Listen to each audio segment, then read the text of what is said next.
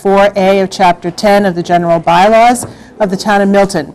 The applicants are the owner of lots 1 and 2, containing 11.186 acres of land, more or less, known and numbered as 334 Adams Street, Milton, which premises are located in a residential A district.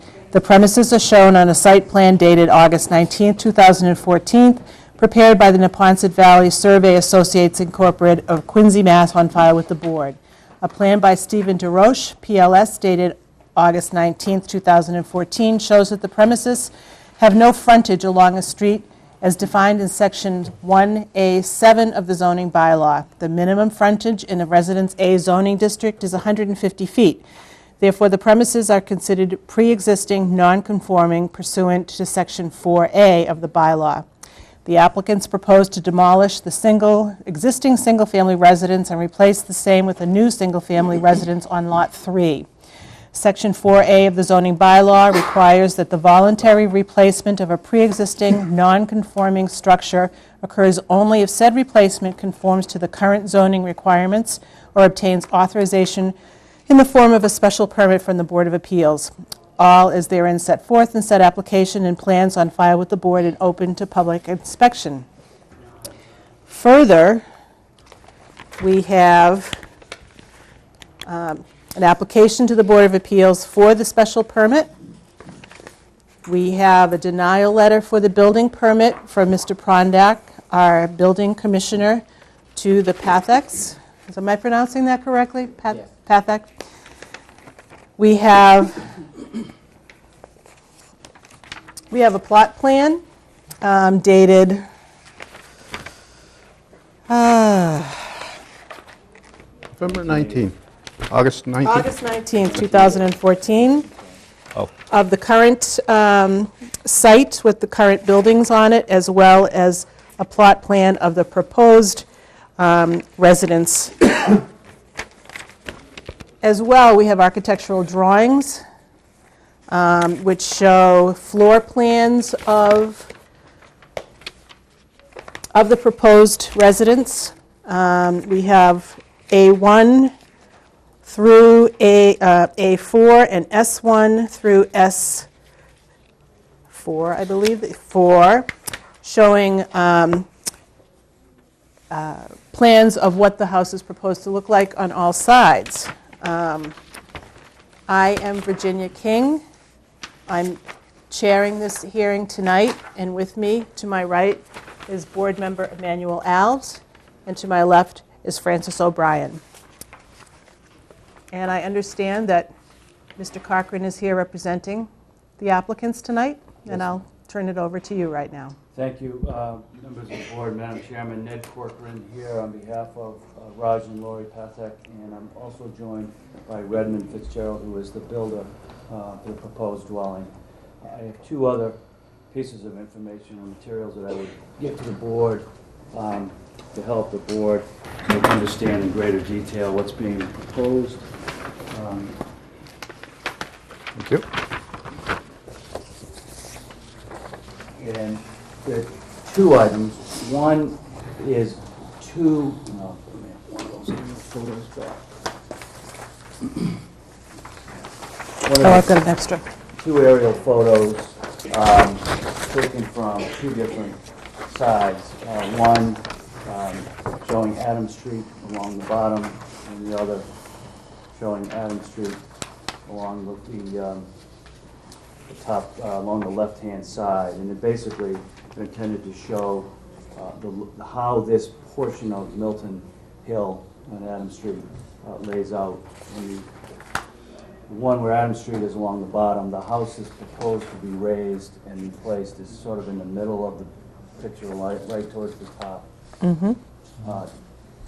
Right as you follow that line, and that is the existing driveway, and then the other shows it from another angle. The other is an old 1980 division plan that actually created the nonconformity that is in play today. This is part of the old Forbes estate that was divided over time. In 1980, as part of a conveyance, portions of the Forbes estate were divided into a series of lots. I colored the 2 lots in yellow, which are the 2 lots that the Pethax have purchased. The lot closer to Adams Street is now owned by Michael George, and that lot enjoys frontage on Adams Street. There is access on a private way that comes in from Adams Street, and it serves several properties within this whole division, and serves obviously the 2 properties. The dwelling to be raised is on the longer, narrower of the 2 lots. It's shown sort of towards the left-hand side of that property. The property was, as I said, this division was created in 1980. And once it was created, the lot, as it existed, lost frontage on a public way. There is no frontage today on a public way. And so Yeah, these are the same? they're the same. Same plans, okay. Same plan. I just colored Thank you. the plan to make it, as I was looking at it this afternoon, it was difficult to make things out. And so it's really a fairly straightforward application. There's an old dwelling on the property. It is not in very good condition. Pethax purchased the property about a year ago.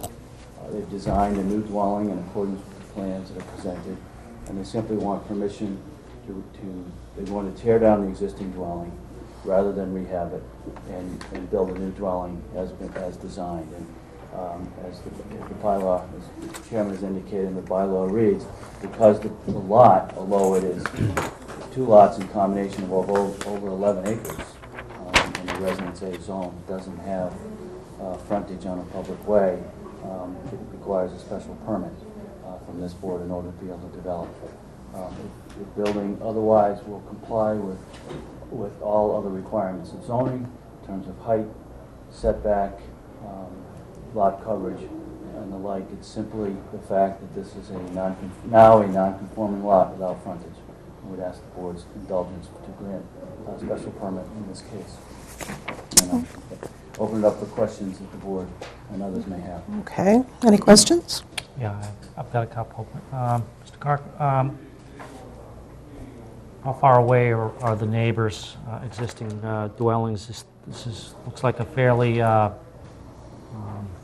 significant piece of property. It is a significant piece of property. If you look at the aerial photo with the property, the house at the top, Michael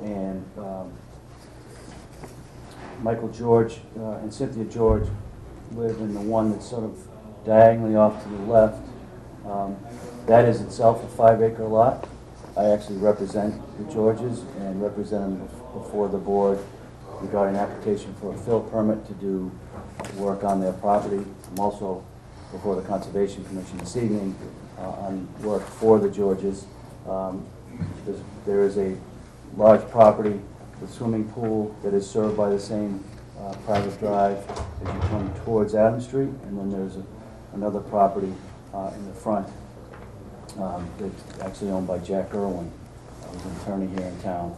And then the lot, there's a house that sort of faces closer to Adams Street at the bottom of that photograph. That is later subdivision of the lot that contains the George dwelling. That's owned by Dr. Bowman. And they actually have access, although they have frontage, their access comes in off of the private drive via another driveway. What are the existing conditions now? You want to raise an existing structure? What's the existing structure? Existing structure was one of several dwellings that existed on one large lot.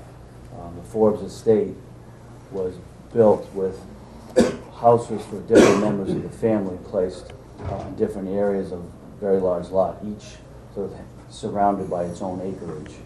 The George house, for example, is a large mansion-style building that was built in 1902 for Ralph Emerson Forbes, who was the grandson of Ralph Waldo Emerson.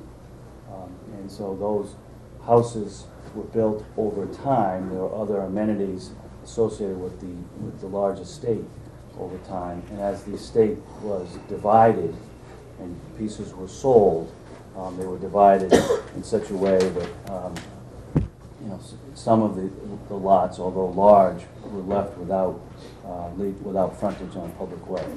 There is a paved 40-foot wide private way that comes in. There are easements for the benefit of all property owners for access and egress to and from Adams Street. And so, they could, I suppose, have simply restored the existing dwelling, but they have young children and they want to build a new dwelling to today's standards that meets the needs of their growing family.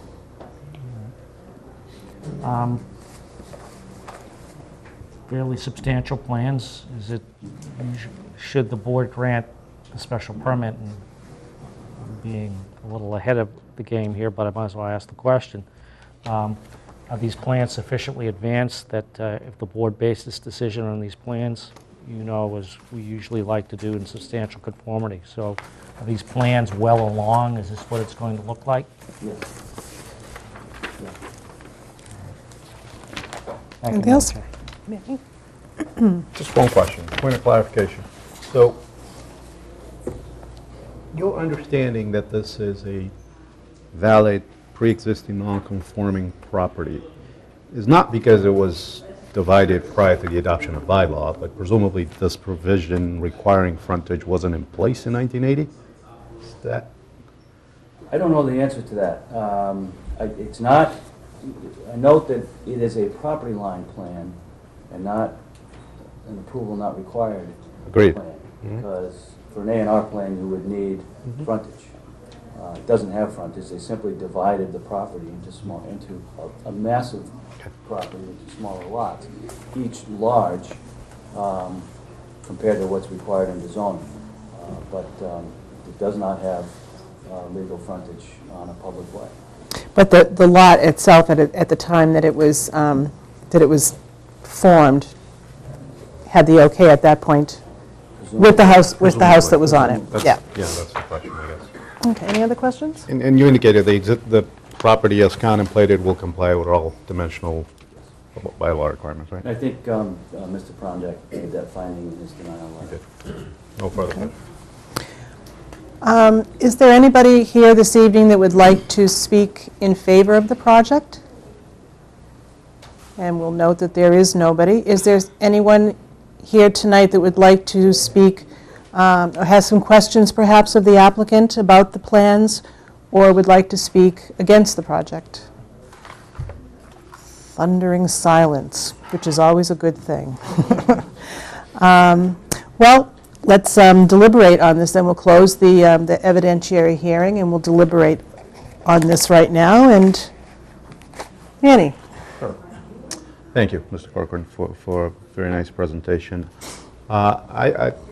Short and quick, to the point, I'd be inclined to vote in favor of the application. I do think that it has merit, and I think that, frankly, this is a deficiency that the applicant could never satisfy. The property can't be made to have frontage on a public way. An interesting question here is whether we should even be here. I think as I read the bylaw, it almost imposes a requirement that can't be met. But being as it may, I think that the existing property, as has been demonstrated, is deficient. The proposed property would be a nice addition to the area.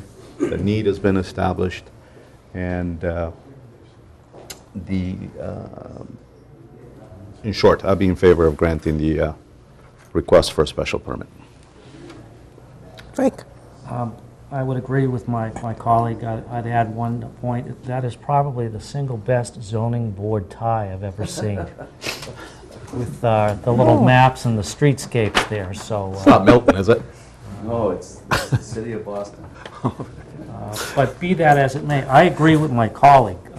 This is a unique property in a magisterial setting, and frankly, a straightforward application of the particular bylaw in the present circumstances makes no sense. And the bylaw was not designed to be nonsensical. The special permit process is designed to take care of these situations. I don't see any substantial derogation of any property or of the code itself, so I'd be prepared to vote in favor of granting the relief sought. Well, I have to say that I agree with my colleagues on this. It would be sad to tear a house down on such a beautiful piece of property and not be able to build anything on that. It would be a very sad thing. The house that's been there has existed happily, safely for the last 100 years or more. It does have a 40-foot wide driveway, which certainly lets vehicles in that need to come in for safety and so forth. So I would be inclined to vote for this as well. So, shall we vote? All in favor in granting the special permit? Aye. Aye. Congratulations. Thank you very much. Jim, you write it? You can have it or I can write it. Oh, if you'd like to write it, that's fine. All right. You're aware of the usual. Conditions and so on. Are you in any, is there any time sensitivity? They're going to get started as soon as they can. They can restart the machine, the existing. Right. But they're not working in the winter, right? I think they're going to like that. Okay. All right. I'm just looking at my calendar for the next few, but it'll do. Thank you. Yep. Thank you.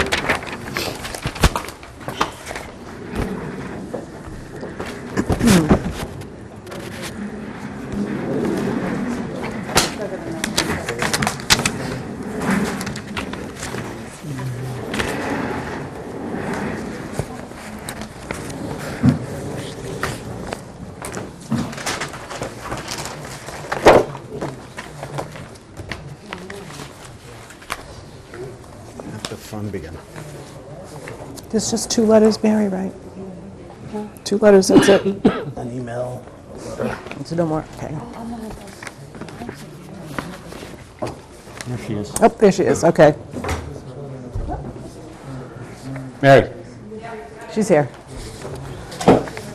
Are there any other chairs out there available? Are there any other chairs out there available?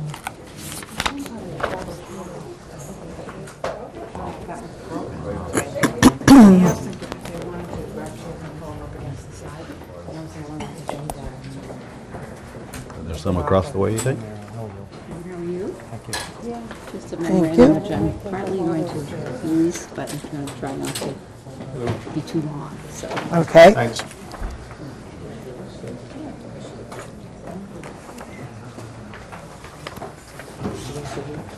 Is it okay if the resident is a relative Yep. here?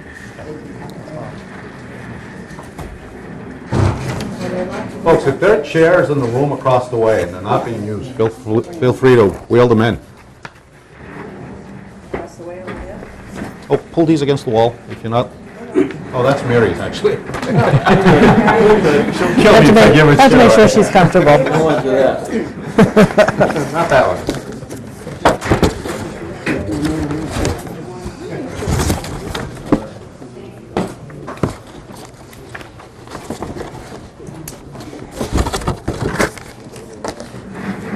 I think we missed it.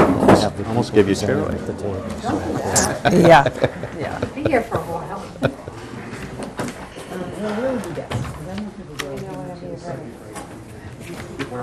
Go in this chair.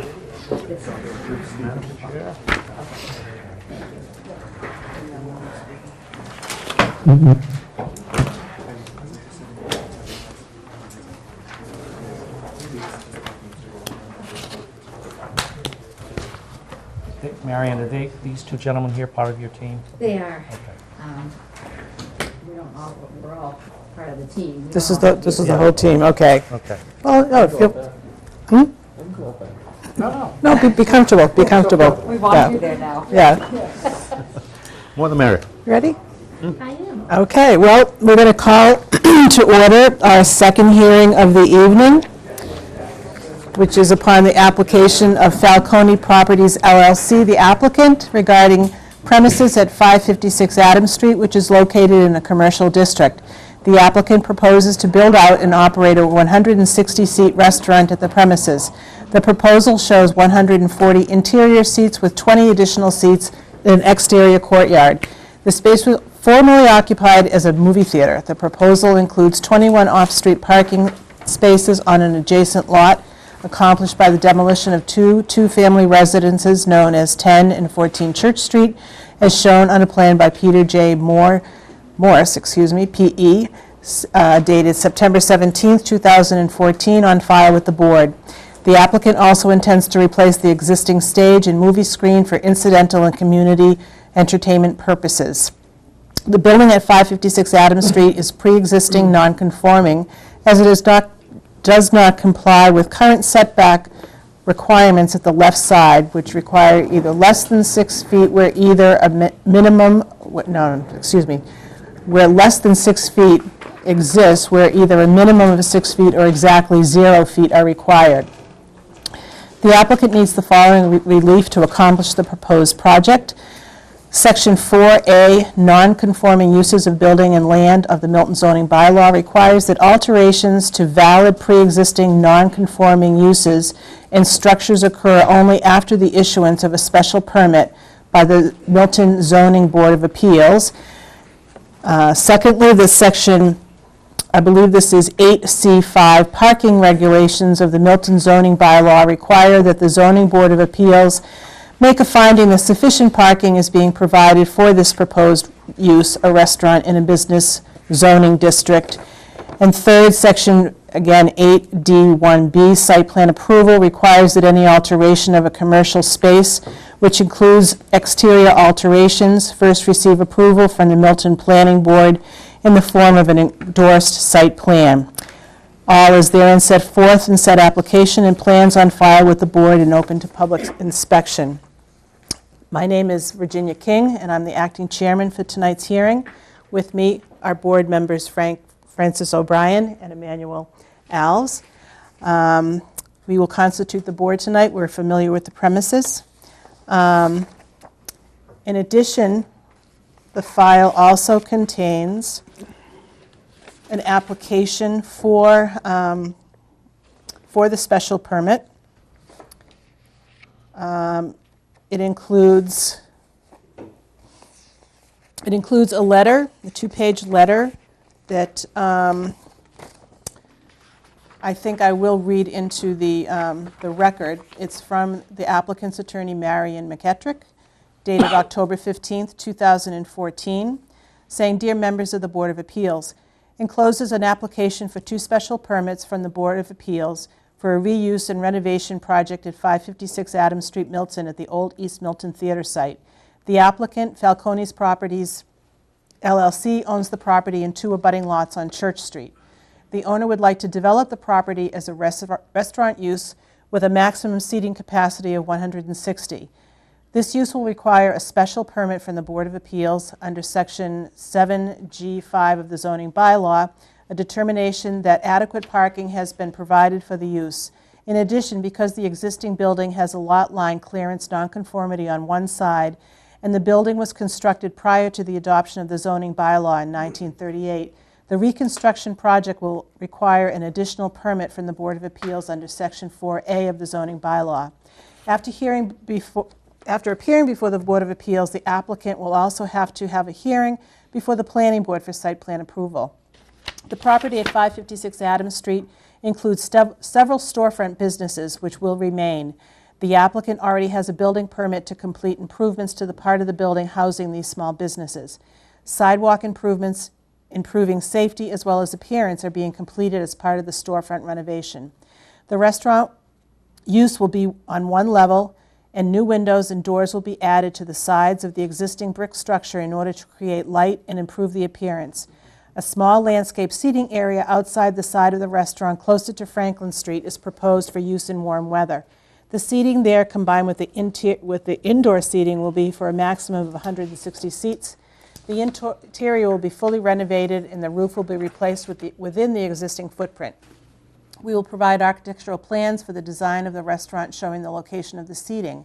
There will be a front door on Adams Street and a side door that will be handicapped accessible on the Church Street side. Kitchen facilities will be at the back of the building, and storage will be at the basement level. New bathroom facilities will be created near the restaurant entrance. Parking will be provided by creating a new parking lot on Church Street with 23 parking spaces on 2 small lots that are in the business district. The existing houses will be removed. The parking lot will be designed as required for a parking lot in a business district. Valet parking will be provided to maximize efficient use of the spaces. There will be an area in the parking lot near the building for storage of refuse, which will be shielded from view. In addition to this parking lot, the parking lot for the Falcone building on Franklin Street will be made available to the restaurant. Site plans have been provided with this application. This renovation and reuse project will add additional business vitality to East Milton Square and will improve the appearance of the existing building, which has been empty for many years. In addition, the new restaurant will provide additional revenue to the town through an increase in property tax value as well as through additional meal tax revenue. A home rule petition approved last May at the town meeting has been approved by the legislature and signed by the governor for a liquor license to be available at this location. The applicants intend to apply to the Board of Selectmen for a liquor license for the restaurant. I look forward to meeting with the Board of Appeals, and it's signed Marion B. McKettrick. Also, we have a denial letter from our building inspector, Mr. Prondak, citing the things that we've talked about that a special permit is needed for. We have several pages of plans. One is showing the layout of the proposed restaurant, where the seating is, where the small businesses in the front are, and the outside seating area. These are dated September 17th, 2014. We have a proposed site plan of the site of the building as well as the parking lot to the side of the building. And another plan of what is currently there, including the houses that have not been touched yet. And I think this is the same thing. Yes, it is. Yes, okay. I think that ends my preamble, and so I will invite Mrs. McKettrick to speak. Well, thank you very much for having us here this evening. I want to introduce myself. I'm Marion McKettrick. I'm the attorney representing the applicants this evening. We have members of the Falcone family here tonight, and we also have some consultants who are helping with the project. I just want to introduce them. Bob Falcone, sitting right across the table from me, Jeannie Falcone-Schmidt, who's on my left, Deborah Aylward, and Diane Falcone Ratty. Is that the right pronunciation of your name? Ratty, okay. We have Greg Morris, who's an engineer from Morris Engineering. We have Steve Tedisco, who is a restaurant designer, sitting right up here with us, and Michael Santos, who is a consulting engineer for Howard Stein Hudson. And if I could just interrupt at this moment, I'm not going to remember all of your names. So when you do speak, please remind me of your name. Speak up nice and loud. If you could give us your name and address. And this goes for anybody that would like to speak later as well. Name and address so that we have that for the record. Thank you. So thank you very much, and thank you for reading my letter, because that means I don't have to reread everything that's in my memo to you.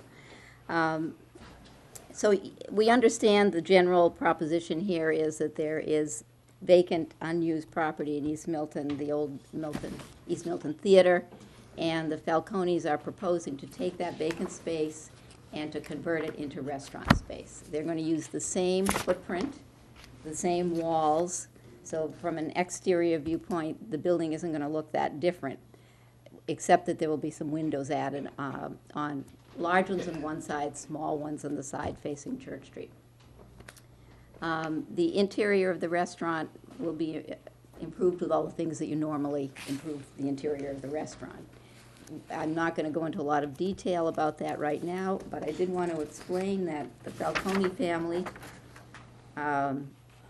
all of the Falcones have been lifelong residents of Milton, generations of them. In fact, Bob Falcone tells me that he was the 10th person born at Milton Hospital. So he's one of the originals. And then, the family not only has lived in the town, they've owned a business in the East Milton Square area for more than 30 years, and that's the Falcone office building. When they purchased that property, was Joseph Falcone, the father. He not only improved the building hugely, I guess it was in very bad shape when he bought it. The Falcones built a larger parking lot, which is still there. So I think they're one of the few businesses in East Milton that has provided its own parking or parking for, or who have created parking when they created the business use. And they want to follow the same model with their restaurant proposal. They want to create additional parking in order to serve the restaurant, and they will also be using their existing parking lot as parking for the restaurant. Falcone LLC now has a letter of intent for a lease of the proposed restaurant space to Vance Welch of Abbey Park. This is a letter of intent, so that means it's still under negotiation, but that is what is being discussed. The plans are for the two restaurants to be managed together in the sense that each will provide complimentary cuisine. And it's expected, or the thought is now that the new restaurant will be likely to offer a traditional Italian cuisine with some, special flair and in a family-friendly atmosphere. It will be what you call a high-end restaurant, but not an inaccessibly high-end restaurant. So the purpose is to create a restaurant that Milton residents will really enjoy going to, and especially residents who live in East Milton who would be able to walk to it to a certain extent. Milton zoning requires that a restaurant use in a business district receive a special permit, determining that there are sufficient parking spaces as the Board of Appeals may deem adequate under the circumstances to meet the parking needs of the restaurant. There are 3 existing larger restaurants in Milton, 2 of which have received permits from the Board of Appeals, Abbey Park in East Milton Square and Steel and Rye on Elliott Street, and one of which, 88 Wharf Street, has received a special permit from the Planning Board. In each of these applications, the Board of Appeals and the Planning Board took into consideration the number of off-street parking spaces to be provided as well as existing available parking in the area, and applied a general standard of 1 available parking space for every 4 seats in the restaurant. There is no rule, there is no standard in the zoning bylaw. Your decision is a matter of discretion, but that is the standard that has been applied in previous cases. And according to the decisions that were written for these applications, there was testimony by the Director of Planning that he and the Planning Board typically utilize an adequacy test of 1 space for every 4 persons for restaurant use. The Planning Board used the same standard for 88 Wharf Street in their permit. The Planning Board has also issued a special permit which has not been used to date, but for a development at 2 Adams Street, which included a restaurant, and in that permit they applied the standard ratio of 4:1 for restaurant seating, for parking. This restaurant proposal is going to be the second large restaurant proposed for East Milton. And because of that, and also because there is a very substantial concern about parking in the East Milton area, we've been studying it for years now in the town, and we hope to eventually create some additional parking.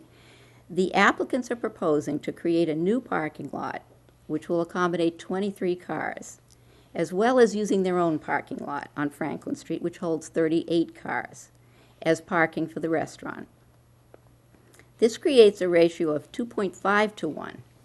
For the proposed restaurant seating of 160, which would only be in the summer, when the norm is 4:1.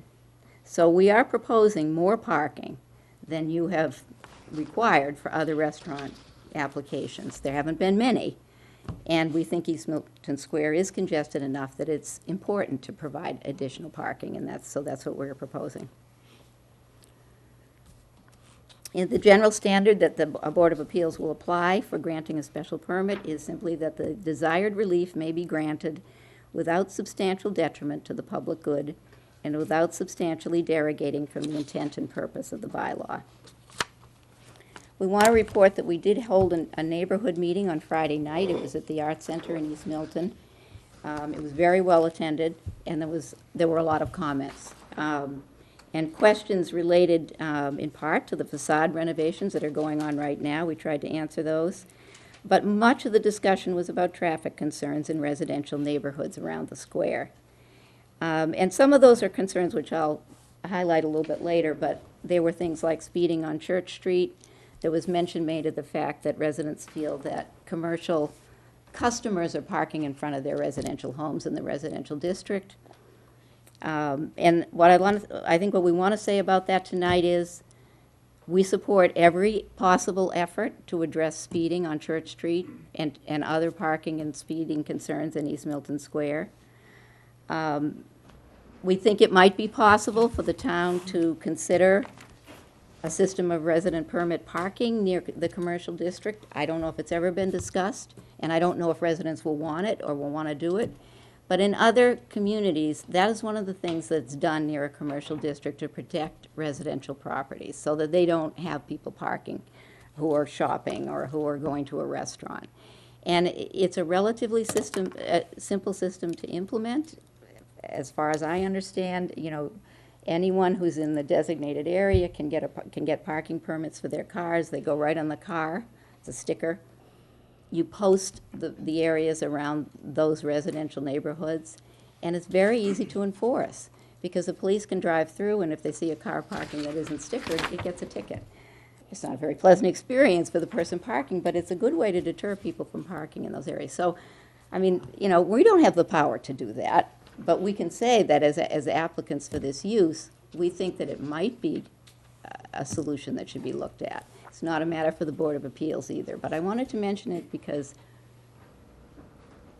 there was real concern, and I've heard that concern expressed for years. So there's possibly something that could be done to help with that.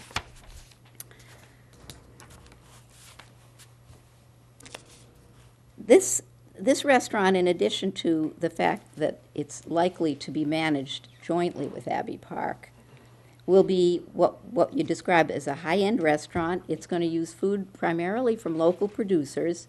It's not going to be a chain restaurant. It's not going to be a sports bar. I think that the renovation that's underway now, which is a separate building permit for the building facade, is a way, I think, of showing that the Falcones want to invest in the way this property looks. And they thought they would start with the facade to show that. They haven't completed the work, but they're going to be putting in handicapped accessible bathrooms in the barber shop, increasing the seating space there. They are replacing the sidewalk at their expense, the town sidewalk, and they are replacing the 2 trees that the town took down. So I know there's some concern about those trees. They are going to be replaced. The town will probably be telling us, what they want, but it will look very nice when it's done.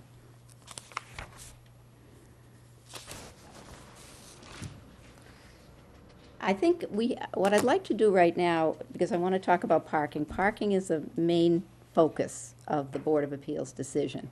We have a chart that shows East Milton Square and shows the parking lots. Can we just pull that out?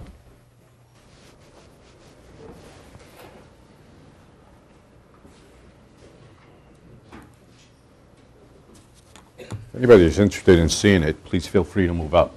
Should we turn it? Maybe? Yeah, you can twist it. Turn it so the audience can also see.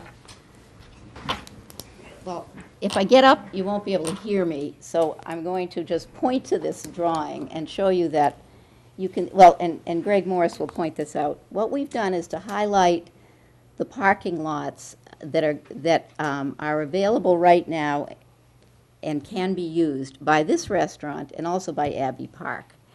Because the concept here is that Abbey Park and this restaurant would work together on managing their parking and better managing the parking than may have perhaps occurred in the past.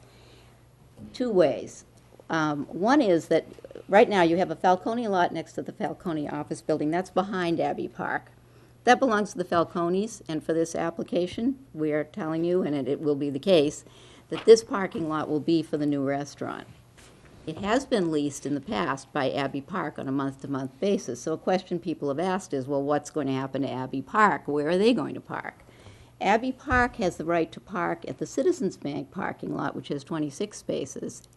And they're working on written permission. They have verbal permission and have had it from Santander Bank, which is directly across the street from this new restaurant, to park in their parking lot, which has over 30 spaces. So those spaces together are the same or more than the 40 spaces they're required to have by their original permit for their restaurant. But the interesting thing about the spaces are that the Falcone lot's still closer to Abbey Park. The Santander lot is right across the street from this new restaurant. And then the other two lots, the lot on Church Street, you have to drive around the block to get to from the restaurant if you were going to drop off in front. And the Citizens Bank lot are further away and are really well suited if you're doing valet parking for use as a valet parking lot. We're not sure exactly how the parking configuration will work out, but we just want you to know that we're thinking about a lot of different ways of handling parking with the objective of keeping restaurant patrons in their parking lots and not further burdening spaces in the square or spreading parking out into the residential area. So this application is, we'll be providing 61 parking spaces for a restaurant of most of the year 140 seats and 20 extra in the summer, so 160 full capacity. Can I ask a question on that point, just for clarification? Sure. Was the use of the Franklin Street parking spot a condition of the Abbey Park It's hard- permit? It's a little hard to determine. It's possible Abbey Park may have to come back to the Board of Appeals. It says in their permit, one condition says Abbey Park is required to have 40 off-street parking spaces. It's a separate condition. But there's another condition that talks about 2 locations for their parking. One of them, the Congregational Church, has never been used. They've had to get alternate parking almost immediately because there was a question as to whether you can use church parking in a residential district for a commercial use. And that's still an open question. The church has always been willing to help Milton businesses, but they also want to get along with their neighbors, and they don't know what their zoning situation is, whether they can offer parking. So they never used the church parking lot. They instead had in their, they were able to get a condition in their lease, because their lease is from Citizens Bank, that they would be able to use the Citizens Bank lot. And the use of the Santander lot has come about more recently. They've been generous and, offered to allow the use of those spaces. So I didn't know exactly how to address this because Abbey Park isn't the applicant. Understood. But you are the Board of Appeals and you did issue the other permit. So we do recognize that that may be an issue. Vance Welch is here tonight and, he's aware of it and we've discussed it right from the beginning. So. If I could just press on that, and there's no reason you should know this, but since you looked at these more recently than we have, Yeah. would the use of the Citizens lot be sufficient to cover the number of parking spaces that Abbey Park committed itself to? Not by itself. Not by They need the itself, okay. Santander lot too, and that's why they're working on a written commitment from Santander. Okay. And right now, they're still they do use the Falcone lot. They have a month-to-month lease. And so they have the Falcone lot right now. But that will And be That plus discontinued. the Citizens Bank is absolutely fine for covering the required number of spaces. But assuming we go forward with the proposal we have here, Right. that will be discontinued, correct? That's right. So they will need substitute parking. And our view is that all the 2 restaurants, if this proposal goes forward, will need all of the parking that I've just described. It will create a 2.5 to 1 ratio. If you take, Abbey Park actually doesn't have 160 seats. It has 130, I believe, but Vance Welch, if he's here, can correct me on that. So when you add up those seats and the 160 to the number of parking spaces that I just described, and I think it's 118, but don't hold me to it, but I think it's about 118. It comes out to be about 2.5 to 1. So both restaurants would benefit from a better ratio for parking than has been required of any of the restaurant applicants to date, and I think it's appropriate for the site, East Milton Square site. You might ask, in connection with parking, though, what about daytime? Because during the day, these parking lots are used. So, first of all, according to Vance Welch, he isn't full in the daytime. East Milton Square, it really isn't a place where people come to have a business lunch. He has business at lunchtime, but he's not full. So we would anticipate that this restaurant would be the same. that it would not be full. I think the Abbey Park permit has a more limited capacity for lunchtime, so that would be something that you may want to consider. Just to describe to you what the situation will be, the 23-person parking lot, 23-car parking lot will always be available to this restaurant. So lunchtime, they'll have a parking lot with 23 spaces. They will have 9 spaces legally available in the Falcone lot because the other spaces have to be attributed to the office use. There are approximately 7,000 square feet of office space in the Falcone office building, and you have to provide, according to the current bylaw, 250 square feet of office space, requires 1 parking space. So that uses up 29 spaces in the Falcone lot. That leaves 9 that could be available for restaurant parking. But I think that the dedicated 23-car parking lot is the standard in terms of what might be available all the time for lunchtime parking. And if you're thinking about restaurant capacity, you want to keep that in mind. You could attribute the other 9 spaces as well. They would be available, but, you know. So using your proposed ratio of 1 to 4, limited capacity of 4 times 23 will be acceptable to your client? I think, I don't know, but he's sitting right here, so, you know. That's that This one- is for lunchtime capacity, right? What's that, 132? I mean, we're not that far along, really, Well, in just terms of curious. knowing what the restaurant's going to be like. And I think it's within the board's Discretion. ability Yep. to decide that, based Great. on what we're telling you. I don't know what Vance Welch would say about how many people he usually has at lunchtime, but that would be pretty good. Is that okay? You have to come up. Please, come on up. Be able to hear you. Just identify yourself Vance And- Welch. Speak in the speaker. loud and clearly. What? You should sit here, because they won't be able to hear you. Oh, okay. Vance Welch, 550 Adams. Regarding our lunch business is probably about 1/10 of our revenue by comparison to what we do in the evening. Most of our business happens between 7 and 10 o'clock at night. So I don't know if that answers your question. We normally do about anywhere between 20 and 50 covers, as we call them, during lunchtime. That's a fairly normal day. And that's spread out over a period of between 11 and 2 o'clock. So the limit on your permit during the daytime is, do you know that off the top of your head? Well, what we did was we found a secondary parking lot. We agreed with the Board of Appeals back when we were going for the permit, was to use the Dolan parking lot. And they agreed we can use that. So the limit was removed, During so the day, we can use that parking lot. One of the parking permits, one of the Board of Appeals decisions has a limit. Yeah. Maybe it's Steel and Rye. That's the one I read. Yeah, I'm not sure. Thank you, Ms. Welch.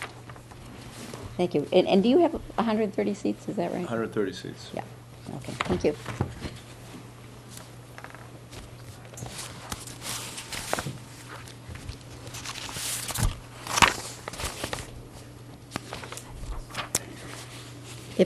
I'd like to talk just a bit more about management of parking. Say that we've had quite a bit of discussion about valet parking.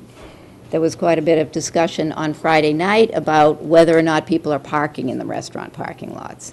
So we recognize that using valet parking certainly would put cars in the right lots. We don't know what the plan would be, and we also don't know what the view is of valet parking, whether people might for some reason object to that, the use of valet parking. But we are considering it, and especially if the two restaurants are managed together, it makes sense to have a system for valet parking, at least during peak times, because there's apt to be less driving around looking for spaces, because the people doing valet parking are going to know where there's parking available. They can direct valet parking to the lots that are further away, because we all know that people don't like to park far away. They always try to park as close as possible.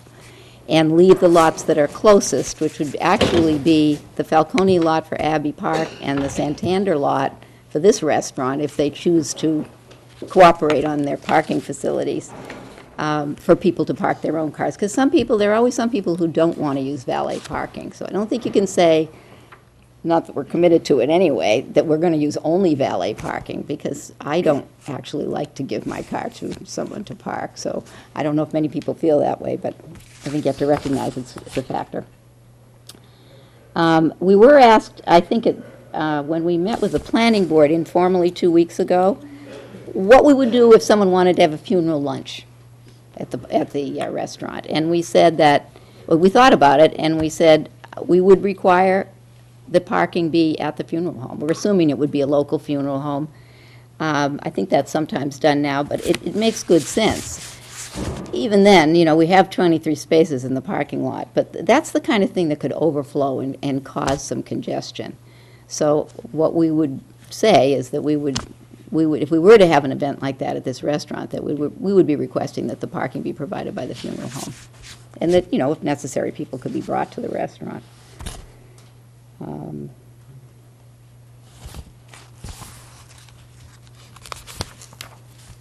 Well, and there's one other issue with parking, and that is employee parking.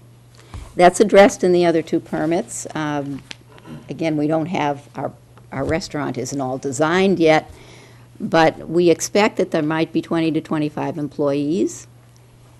If they were just to go and park in the restaurant parking lot, that would take a substantial number of spaces. That is not what the plan is.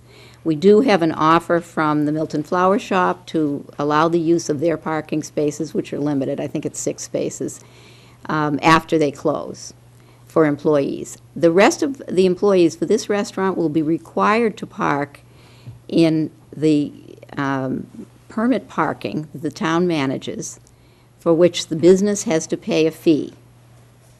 And it's frequently said that in East Milton what's happening is a lot of businesses are not having their employees park in these parking spaces. There are a lot of those spaces available, but they're not being used. And so we will commit, or we will even agree to a condition, if the Board of Appeals wants to impose it, that our employees for this restaurant will use this parking.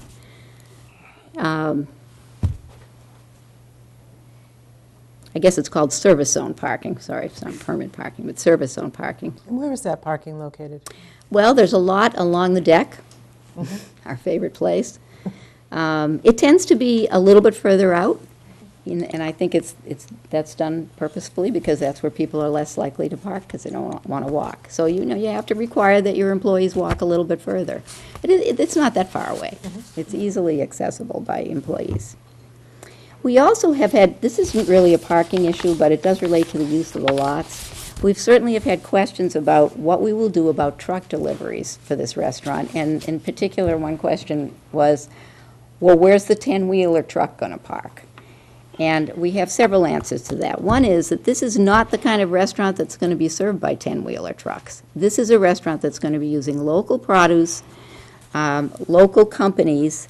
These places they use small trucks to make their deliveries.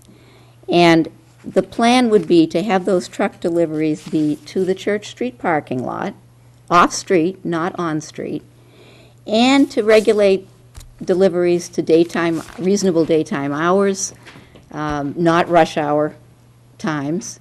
We haven't set times, they could be imposed by one of the permitting authorities that has to permit a restaurant. But we want you to know that we're thinking about it. And the 10-wheeler truck issue is kind of interesting. I mean, we said in answer to it, or at least we've decided in talking about it, if we were to get something like soda from a large purveyor, that same person, that same entity, is the same entity that's going to be delivering to Mr. Chan's, and it's going to be delivering to Abbey Park. If a large truck has to come and make a delivery like that, they're not going to pull into each site. They're going to pull in, unfortunately, and this is what they do now, they have to pull over on Adams Street. They get their carts out, and they wheel whatever it is in. Let's say it's soda. So we don't feel there will be any additional large truck traffic because of this restaurant. We don't anticipate there'll be much at all. And if there is, those same trucks are already delivering nearby in the square. There isn't going to be any, there aren't going to be new truck visits as a result of adding this restaurant. And again, I emphasize, we would use non-rush hour daytime hours for deliveries in order to not intrude on people in the square. Apparently, trucks are allowed to deliver during the night to Dunkin' Donuts. They are noisy. Those are large trucks, and we're sympathetic with that, and we have no intention of having deliveries like that, and certainly not along the Church Street side where there are residences. We do have our engineer here, and if you'll be willing to give me the time to have him just show the site plan. This isn't site plan review, but I would think you'd have some interest in what the site plan can show you. So I'm going to ask Greg Morse. Problem here, Greg, is you got to be able to be heard too, so you have to walk over to the table.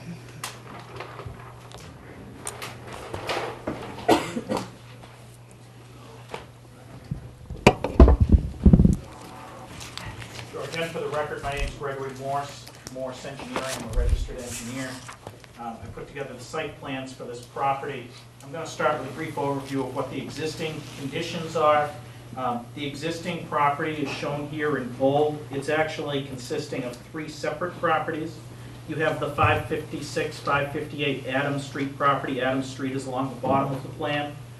You also have number 10 and number 14 Church Street. Church Street is shown on the right side of the Greg, plan. can I stop you for just a second? Yes. So, on the, is the plan that you have up there one of the plans that you gave us? It should be, yep. Yes, you received a full set. Which number is it This down is there? sheet 2, existing conditions plan. Okay. Just, when you're going through your presentation, if you wouldn't just note for us which sheet you're looking at. Sure. I can't read the plan from here, so I can read the plan from here. Sorry. Yeah. So sheet 2, again, the existing conditions plan shows in bold the property line. The property line in its entirety for the 3 properties, it's about half an acre, 20,710 square feet. It's all upland area. There are no wetlands. There are no floodplains on this. As Marion said, it's in the business zoning district. The zoning district is just north of the property, cuts through here. The property is abutted by a residential property to the north on Church Street, and then commercial properties to the west, commercial properties to the south. There are residences on Church Street to the east of the property. Mr. Morse, a question. Does the applicant currently own the entire lot? Yes. Yes. The whole site right now is serviced by municipal utilities, water, sewer, electric, limited drainage out here. There are 2 leaching catch basins on the site right here. And I'm going to flip now to, Actually, before you leave the Yep. the current premises, so the 2 business enterprises in the front, what are they? 3. out front here, there's a barber shop, there's a salon, there's a Yep, boutique. I'm familiar with it. Yep. So where would be the entrance to the proposed restaurant space? Sure, so the proposed restaurant is going to have an entrance right in the middle of Oh. those units, if you look at the facade. And I brought a picture of the proposed facade, if you'd like All to right, see fine. that in a minute. Yeah. That's fine. I have one question. We have the boundary of the zoning residence district and the business district to the north, I guess that is. Where is that on the east? On the east, over here, how far over does it go? No, the other side. On Church, Sorry. towards Church Street. To Church Street? Yeah. I'm not positive, I didn't extend it out beyond this property line. Because the real question is, does it extend to the properties on the other side of the street? No. The properties on the other side of the street here are these, Right. That is a residential zone. they're, So the commercial district ends on the east side lot. Correct. Okay, of Church Street.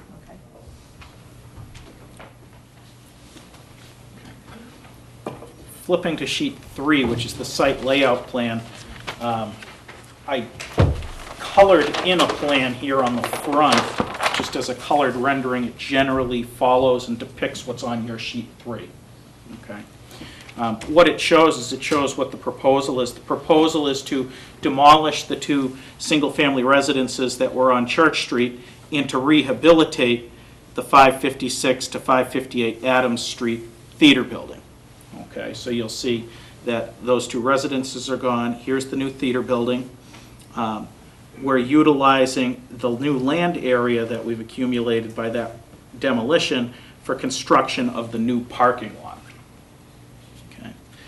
The property here will still have access out to Adams Street for the smaller units in the front. The main entrance for the restaurant will remain right here in the front on Adams Street.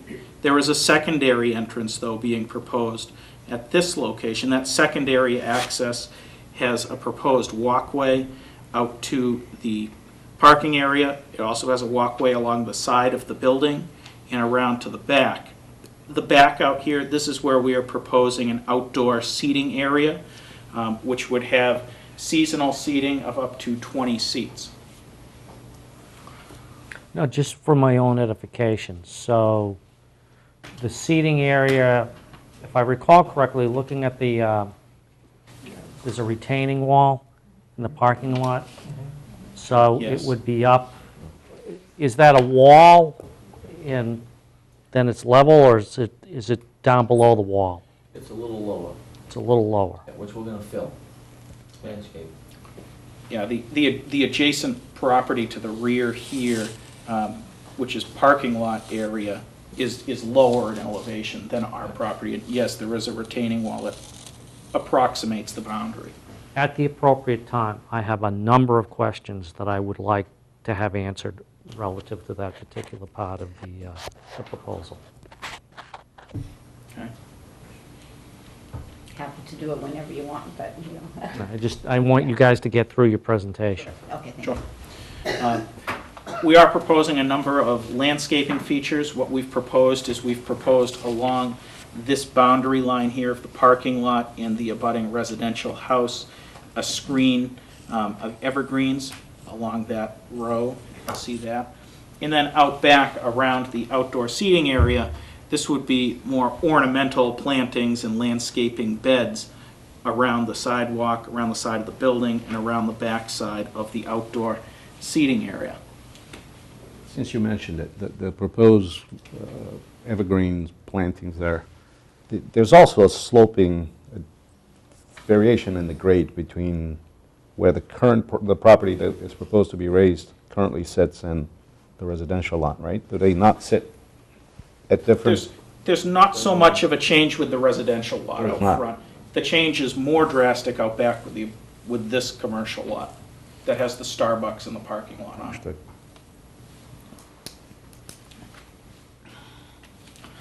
The parking, as outlined in our parking table, it provides for a total of 23 spaces. The parking lot would be a one-way in and a one-way out. Traffic would be circular in motion, in and out. It utilizes primarily the 2 locations of the existing curb cuts that exist from the single-family houses that are out there. The parking spaces are all striped. We have designated handicap access parking here with van-accessible route into the restaurant. We are proposing the use of valet parking, and we have proposed here double stacked parking with spaces double stacked along that side there. Explain that, please. Sorry. Double stacked meaning? Double stacked meaning you'd park one car behind another car, where the valet would have control of the 2 cars. Got it. We do have an enclosed dumpster pad. The dumpster would be enclosed on the sides by fenced structure. It would have a gate across the front of it. It would shield it visibly. It would also prevent animals from getting into it, or trash from escaping, or wind-blown debris from escaping from the dumpster. It's centrally located at the back, which is the closest to where the access is from the kitchen.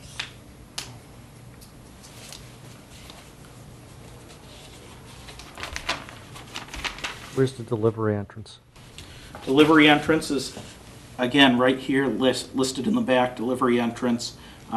This is the kitchen area. We have a general schematic, I think, that we submitted of the restaurant layout, and I'm going to put that up on the board here.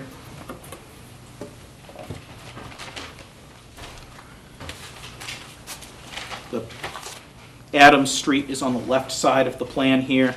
This white space would be existing tenants out front, the barber shop, the salon. So here's our main entrance into the restaurant. You open up into a large seating area here, bathroom facilities toward the front of the restaurant. That new entrance would be right here to the parking lot. And then at the back side of the restaurant, this is where the kitchen and refrigeration would all be, and storage would all be in the back. And you see the service door here to the side. That would be for deliveries or for access to the dumpsters.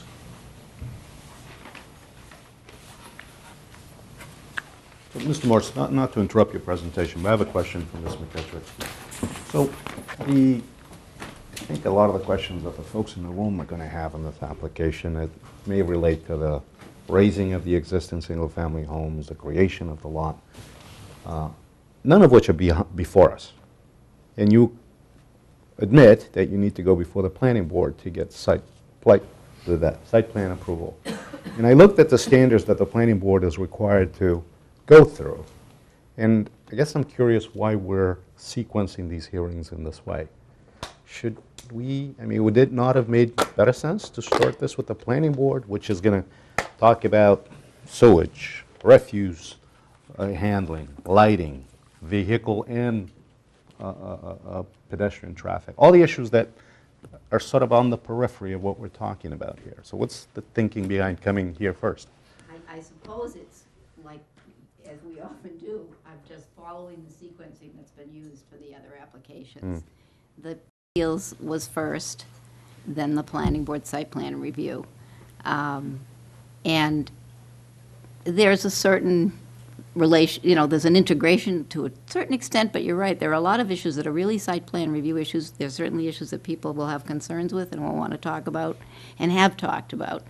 And maybe the planning, that's the process we have in Milton. Our zoning bylaw gives the Board of Appeals the ability to determine the parking requirement. What is adequate parking for the use?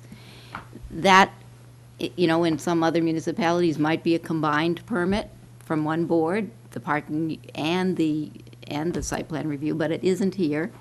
I don't really think, I think the planning board wants to know whether you think the parking's adequate, so, Pointing at each other. it's a kind of a tough one, it could be done the other way, but actually the reason we're doing it this way is simply because that's the way it's been done in other applications. I think there has been some discussion in other applications of certainly of the intended restaurant use, the management of the restaurant, the style of the restaurant, and what it's going to look like, and a lot of things that relate to site plan review end up getting discussed a little bit in the initial, whoever has the initial application. I think through the special permit process, we have a lot of discretion to do this, but the same thought struck me. A lot of my questions are going to have to do with non-plot plan type stuff. And so why are we here? And looking at it, I agree with you. That's been the process that has been followed before, so I don't fault the applicant for following the precedent that's been set. Maybe the precedent isn't the one, maybe the precedent isn't the correct one. Nevertheless, it's where we are. I do think that the special permit process has enough flexibility for us to deal with these issues. I just fear that, this is a technicality that we're aware of, that the general public may not be. There may be a lot of people here with questions that basically have no bearing on the decision we have to make tonight. Yeah. Right? I am happy, we are happy to try to answer. We're being asked two things. Can they use this property? Can they make alterations to the existing restaurant space? Because it's a pre-existing non-conforming space. To do that, they need approval.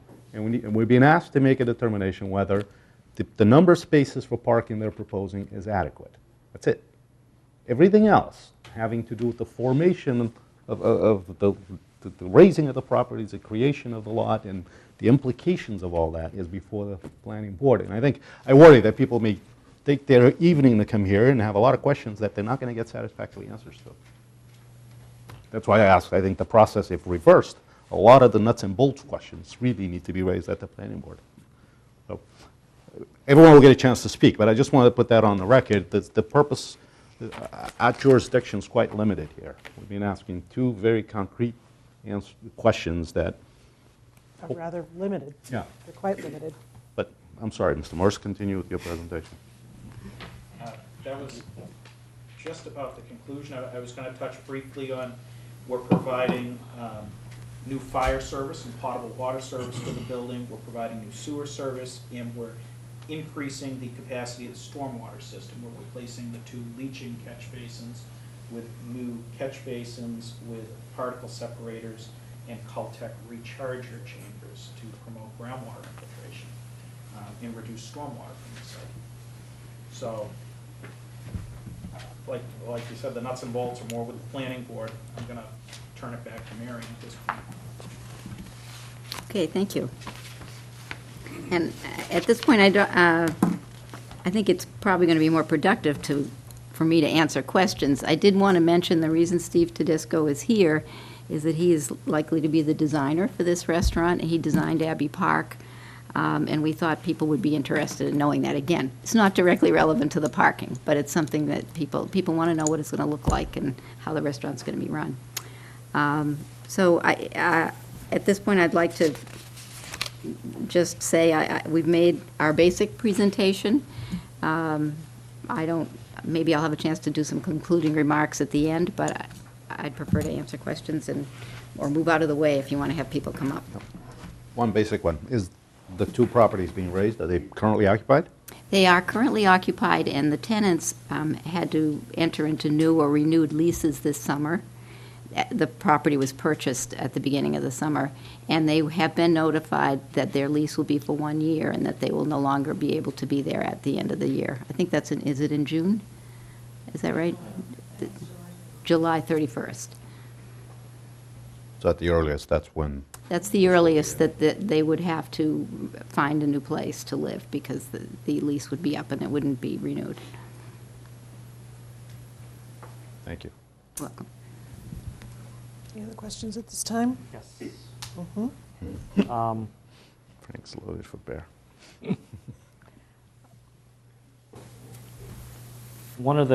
First of all, thank you very much for your presentation and for the extensive memorandum that you provided to the board prior to the meeting, which laid out many of the arguments that you brought forward to us today. A couple of additional questions.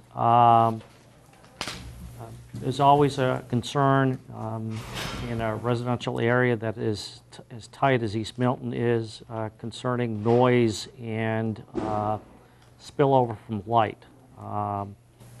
And you provide us with your thinking on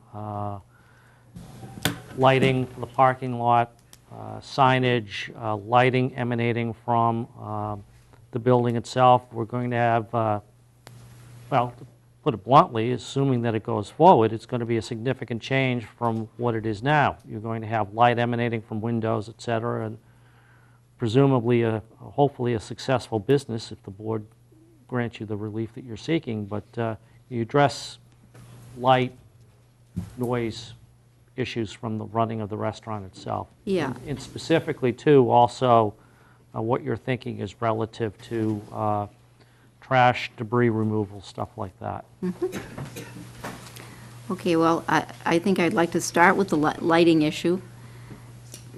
Milton's zoning bylaw requires that lighting in parking lots in a location like this have to be shielded and cannot spill over onto neighboring properties, but that might be a little different than some of what you're talking about.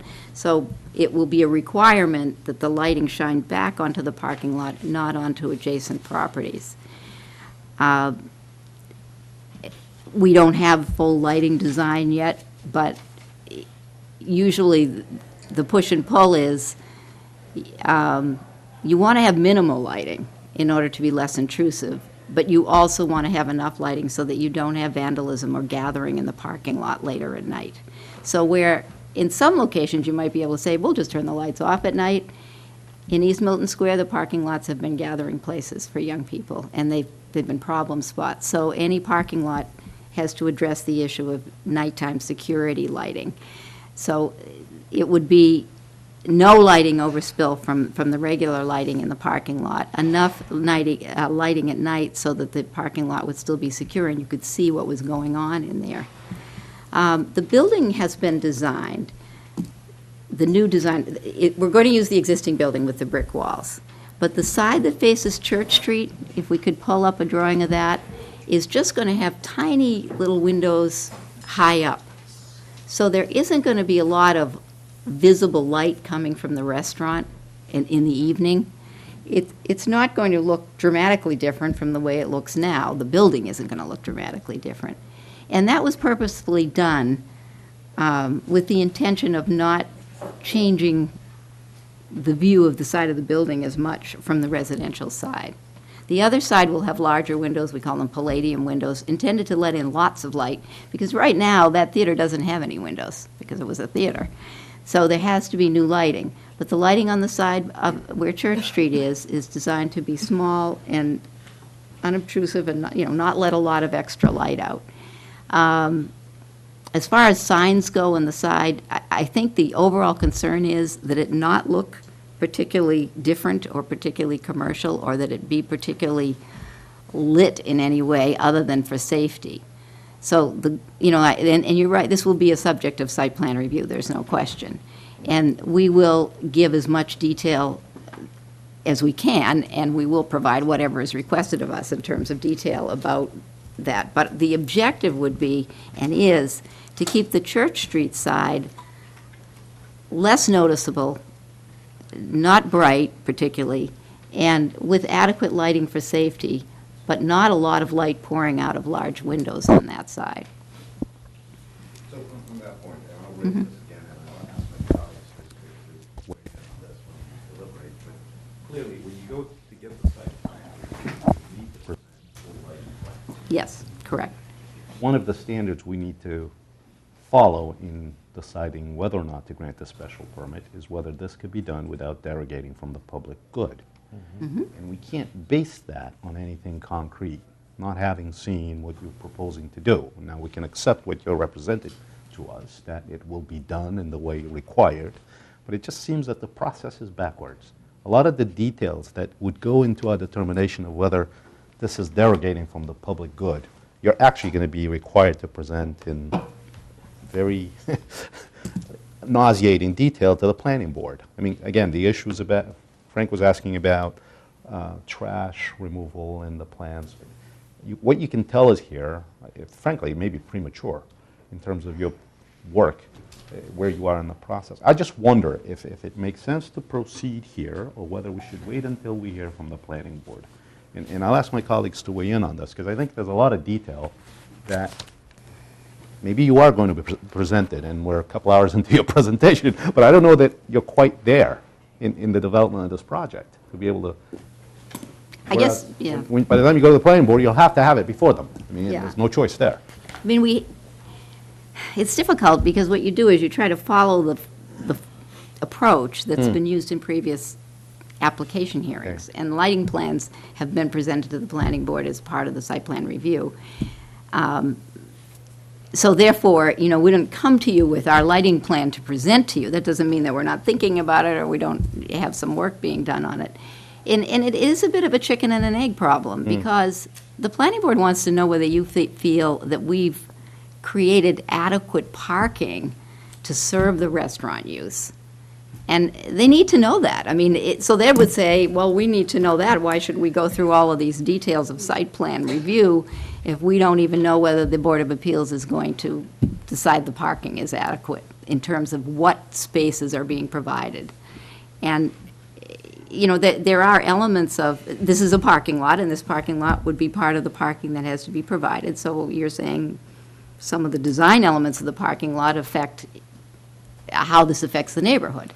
So it's difficult to put these things together, but I guess what I would say to you is that you need to consider in this hearing, I think, the adequacy of the parking space provided, and if you feel it's adequate in terms of the space provided to protect the commercial, the commercial area and the residential neighborhoods, because it provides enough parking for the restaurant. So the restaurant isn't just going to be spreading people out all over this area and intruding on other uses and on residential uses, then we have met our burden of showing that there's adequate parking. But there's more work to be done, and it needs to be done in the site plan review with the planning board. And just because you decide that the parking's adequate doesn't mean that we have our, that we're all ready to go. We have a lot more that we have to do. And, I guess that's part of the problem here. I mean, we need to proceed on this parking issue in order to go forward and make our case with the planning board, and we know that we'll have to present a lot of information for that. In addition, we are presenting site plan descriptions to you because we think it's very important for you to understand what kind of restaurant this is. You have to know that in order to think about what amount of parking would be adequate for the use. So you have to understand the type of restaurant. The fact that it's a high-end restaurant, that it will have a certain number of seats. High-end restaurant means really people are going to spend longer. It's not a fast food restaurant. People are going to spend a little bit longer at this restaurant. There isn't going to be as much turnover as there would be at a sort of a fast food place. It's not a takeout restaurant or anything like that. And to have a better understanding of, well, for example, that we're thinking about valet parking already. The parking management, I think, is an appropriate subject for the Board of Appeals hearing, and that we need to address that, and if we haven't addressed it enough, we can talk about it some more.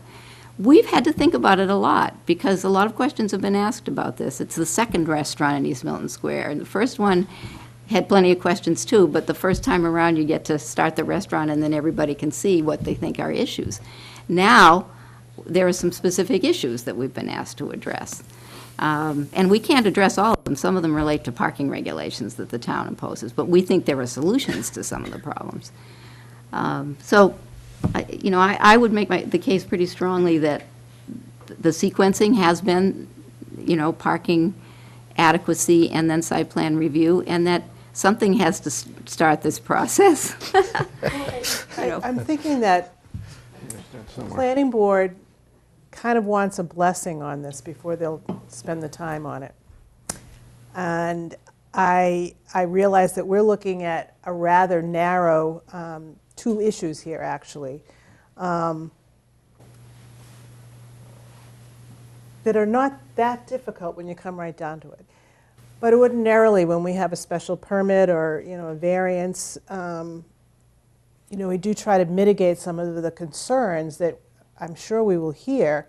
We have not heard that yet, of course, but those are sometimes part of the special permit, that there are conditions in there. And the question is, if we were to say, this kind of looks like we have the right amount of parking, we want to put some other conditions in there, though, we're not really sure where we want to go, we want to see what the planning board is going to do, maybe the planning board would be willing to, roll up their sleeves and do what they need to do if they have an idea of where we're thinking on this, on the parking issue, on the use issue. But again, I'm interested in what my colleagues have to say about that as well. So you mean keep a hearing, the hearing open? I'm thinking that might be one way of looking at it. Do some kind of yes. discussion on parking adequacy, keep the hearing open. We go to the planning board and see if they're willing to have a hearing on site plan review while the hearing's still open before the Board of Appeals. Well, I mean, talking hypothetically here, because I haven't made up my mind yet. And we've got a lot of people here, more so than we normally get in our hearings. We tend to toil in obscurity tonight. I'd like to hear what other members of the public may want to say. It's 9 o'clock now. I'm thinking that we're already heading toward another hearing on this particular thing. I seem to be the king of hearings right now because I'm on the 40B as well. Yeah, me too.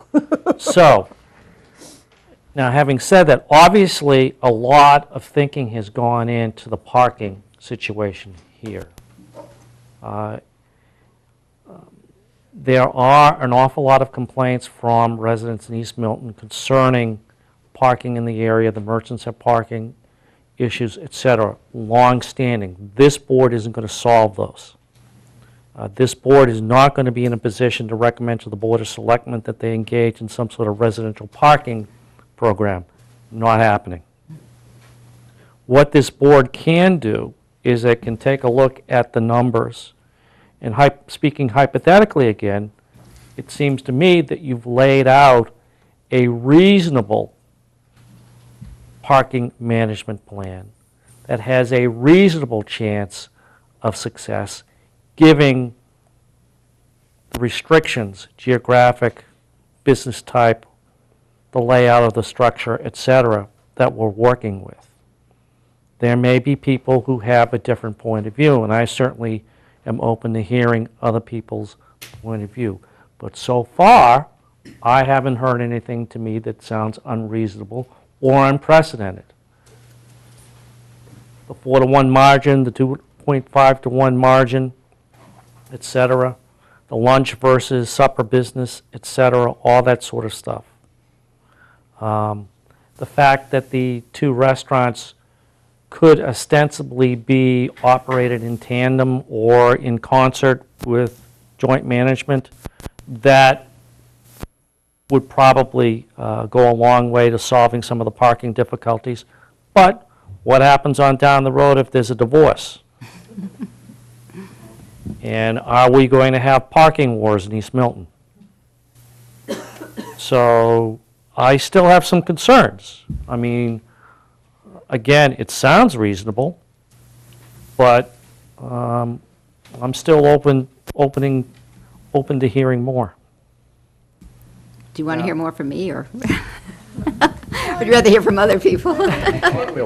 I think it's time for us to hear from the audience that has come here. First off, is there anyone present that would like to speak in favor of the application? If so, please come forward to one of the speakers and state your name and address, and try to limit your concerns to the issues that we have in front of us. Somebody who would like to speak? Yes, please. Good evening. My name is Ken Lewandowski. I live at 24 Granite Place in East Milton. I was at the presentation on Friday evening, and I feel that the proponent has addressed a number of the issues that were of concern. I am in favor of this project because I think a restaurant use in this neighborhood is a good one. It's far better than some other uses that could be in this neighborhood as in a commercial district. I would like to suggest, though, that there is a community advisory group that is formed to work with the proponent in addressing all of the issues and concerns of the neighbors: traffic, parking, delivery time, hours of operation,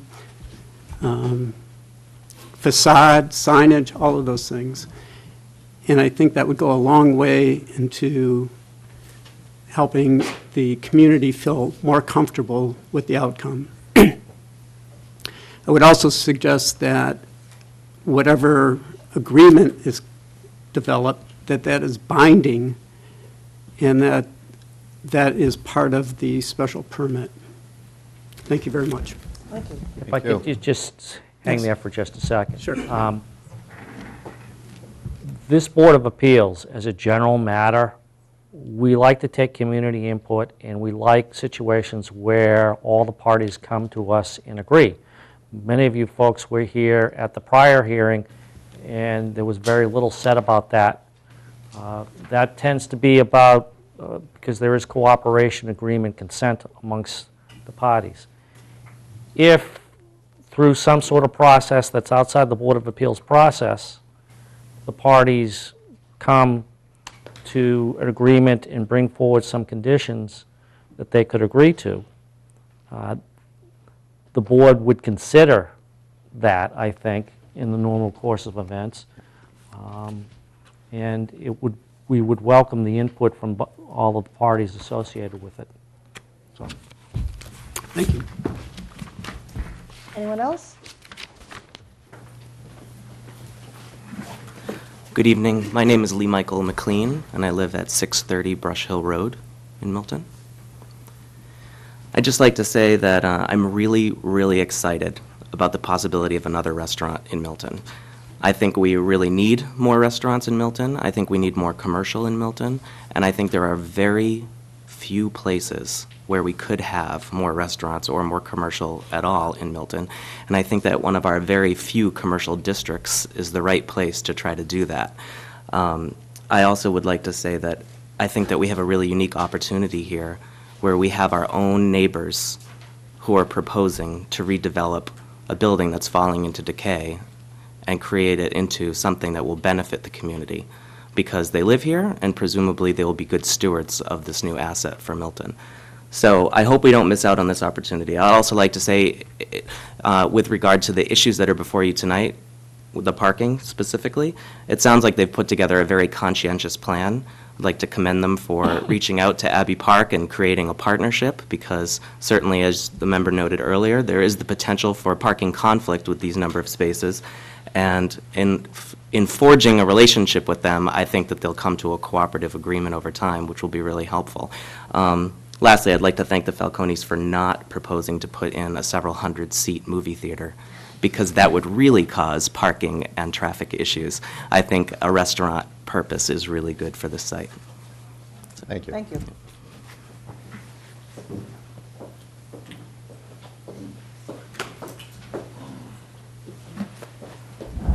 Hello. My name is April Lamoureux. I live at 249 Brook Road, and I am a member of Milton Town Meeting. I am happy to speak in favor of this project. I've worked in economic development for 20 years, 17 years for the Commonwealth of Massachusetts, and now I run a private consulting firm where I work with developers as well as cities and towns on similar issues. And what I know for a fact is that there is never a commercial project that doesn't have abutter complaints and concerns. What I also know as a homeowner is that I have some of those same concerns when things are proposed around my neighborhood. But what I think we have here, as the previous speaker mentioned, is a unique opportunity to help grow our commercial tax base in Milton. I have 3 kids that are going to be educated in the Milton public school system. I have a road full of potholes.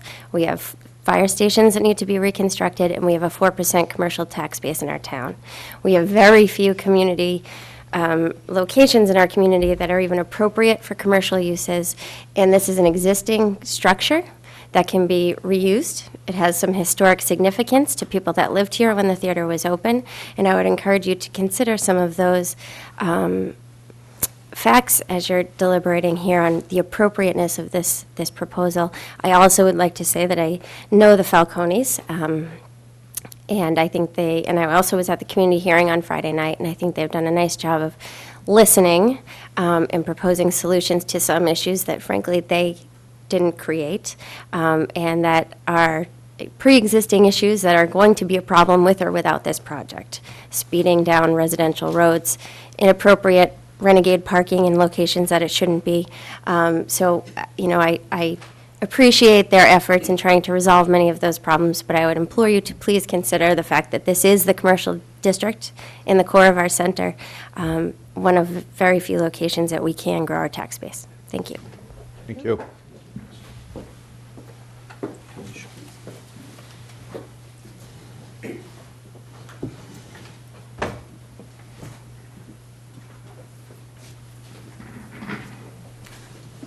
Good evening. I'm Paul Travis. I actually have a business right across from the project at 55 Adams Street, attached to the decorating den. I also share the parking lot with Sovereign Bank, Santander, as we want to call it. I also live in East Milton Square. I'm a member of the Chamber of Commerce in East Milton Square. although I do not speak for them, I speak only for myself, and I'm also a member of the master plan for the town. I applaud the Falcones. I've known them a number of years. Their property is in remarkable condition. In fact, I had an incident about 2 months ago where there was some graffiti sprayed on my building and also the Falcone building that they just purchased. And Mr. Falcone had that off in probably less than an hour after we discovered it at 8 o'clock, 9 o'clock in the morning. And as a good neighbor, actually came over to me and tried to help me to take mine off and offered to paint the side of my building while he had his crew there. So this is the type of merchant landlord that we like to have in the town. As far as parking, I know the Fitness Unlimited, I believe their name is, they require all their employees to carry parking stickers to use the service zone parking, and that's part of their employment package. They have to sign a statement that they will use it and pay, I believe it's $20 to $25. We do have ample service parking in front of the Shell station, beside the Shell station, beside the Empire Building, down along the expressway across from Thomas's funeral home. I believe the back part of it, there's 10 or 15 spaces there, and a couple other little spots in the town. I also own the Milton Florist, and I have ample spaces there at night. There's ample spaces in front, up and down Granite Avenue at night, and there's an entrance actually through the Citizens parking lot, through the Santander parking lot, right across to the restaurant, so people will be using that. The parking is an issue.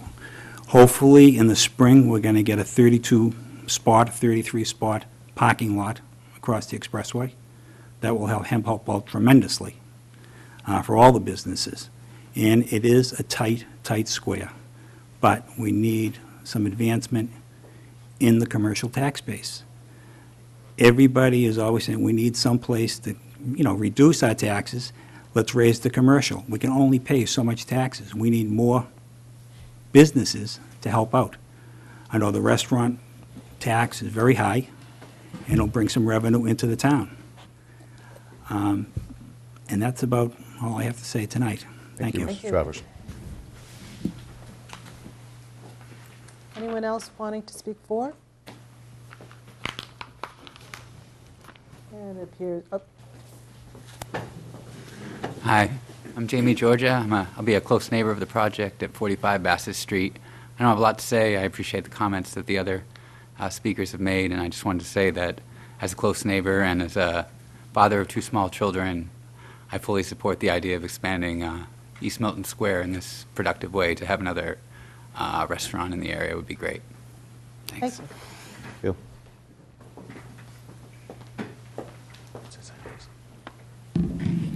Hi, my name is Sofia Goldberg, and I own business Belvisage Day Spa. The business already operates for 20 years. We're celebrating this year. And I just want to tell you how much we're all excited for this project from all our clients. We can't wait. And I just want to tell you how nice to see something start moving, and will finally be a nice view of this vacancy for so long space. We're just very happy Thank you. and supportive. Thank you.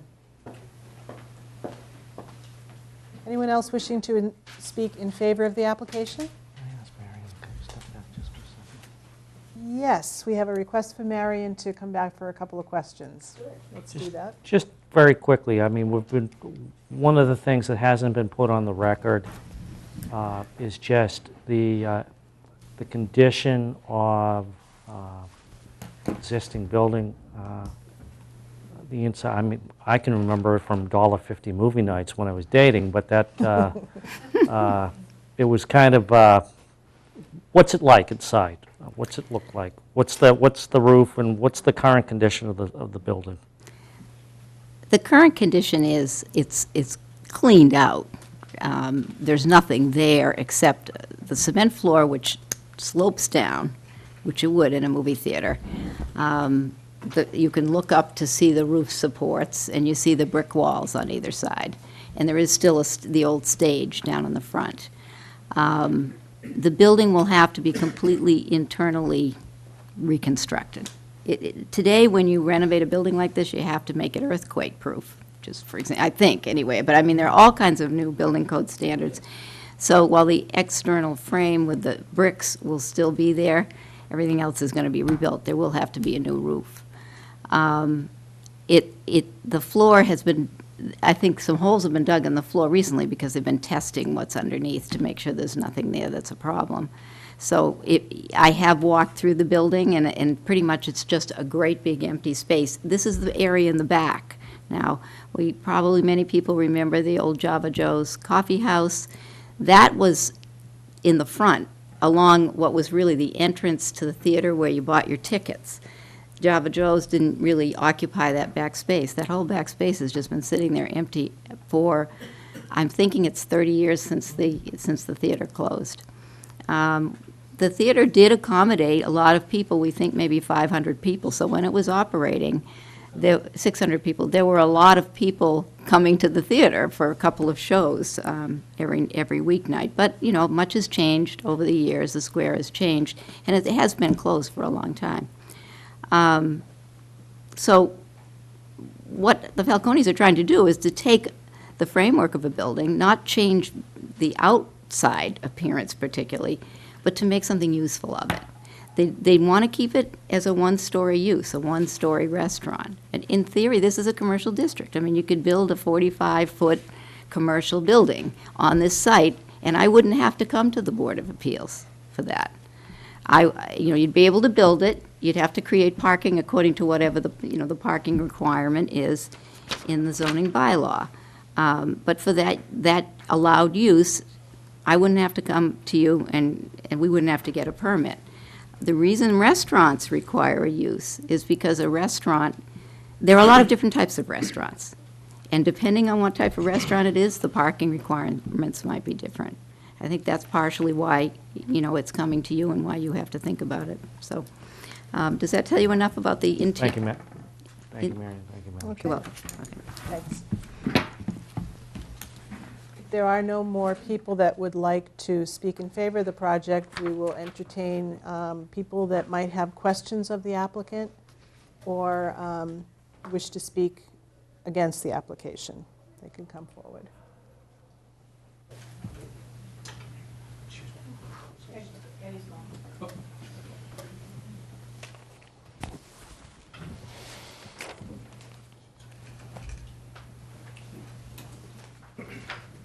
Good evening. My name's Ed Duraco. I live at 9 Church Street. As a matter of fact, from walking from here to here is about where I am from that parking lot that they're recommending building. So seeing that it's about parking and how many spaces they're proposing that they need, me being a direct abutter, cars coming in and out. Vance said they're busy between 7 and 10. That's when I'm coming home from work, when I want to relax with my family. I mean, I just think the traffic and congestion there, as it stands now, is barely tolerable. I can't just imagine the impact to that neighborhood with delivery trucks, garbage trucks. We have problems now. I can only see them getting worse, and I'd like you to consider that. Thank you. Thank you. I came with pictures.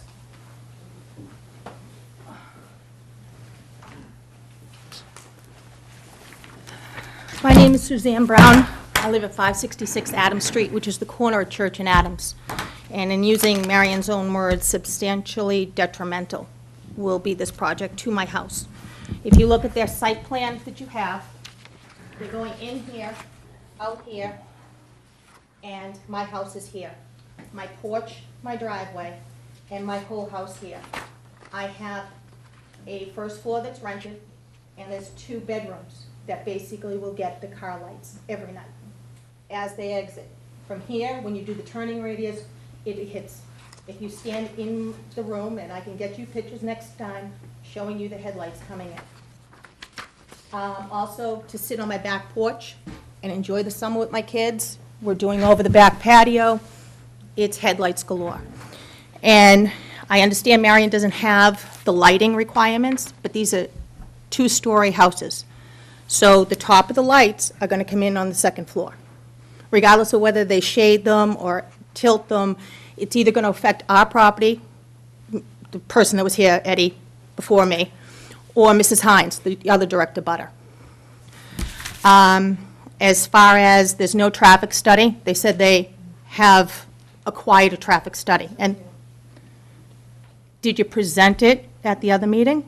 No, you Ma'am, didn't have it. You ma'am, went- keep your Oh, comments okay, to the but board, please. she- And no, we're gonna Okay. conduct the hearing. If you have You- any questions, you can ask us and we'll direct it. No, to no, the I'm just saying the facility. traffic study. We went to the informal meeting, the traffic study and the impact on the cars. First of all, the application says 21 spots, now there are 23. They asked for a theater stage, which is supposedly being wiped out of the application, but yet Marion didn't address it. As far as Abbey Park, their requirement was to use Falcone's parking space, 10 spots at Citizens Bank, and Dolan's during lunchtime. But yet it wasn't presented to you what their agreement was. And as far as I saw it, because I did go to every meeting, it was not a month-to-month lease with Mr. Falcone. Now, because they need the parking, it's now become a month-to-month lease.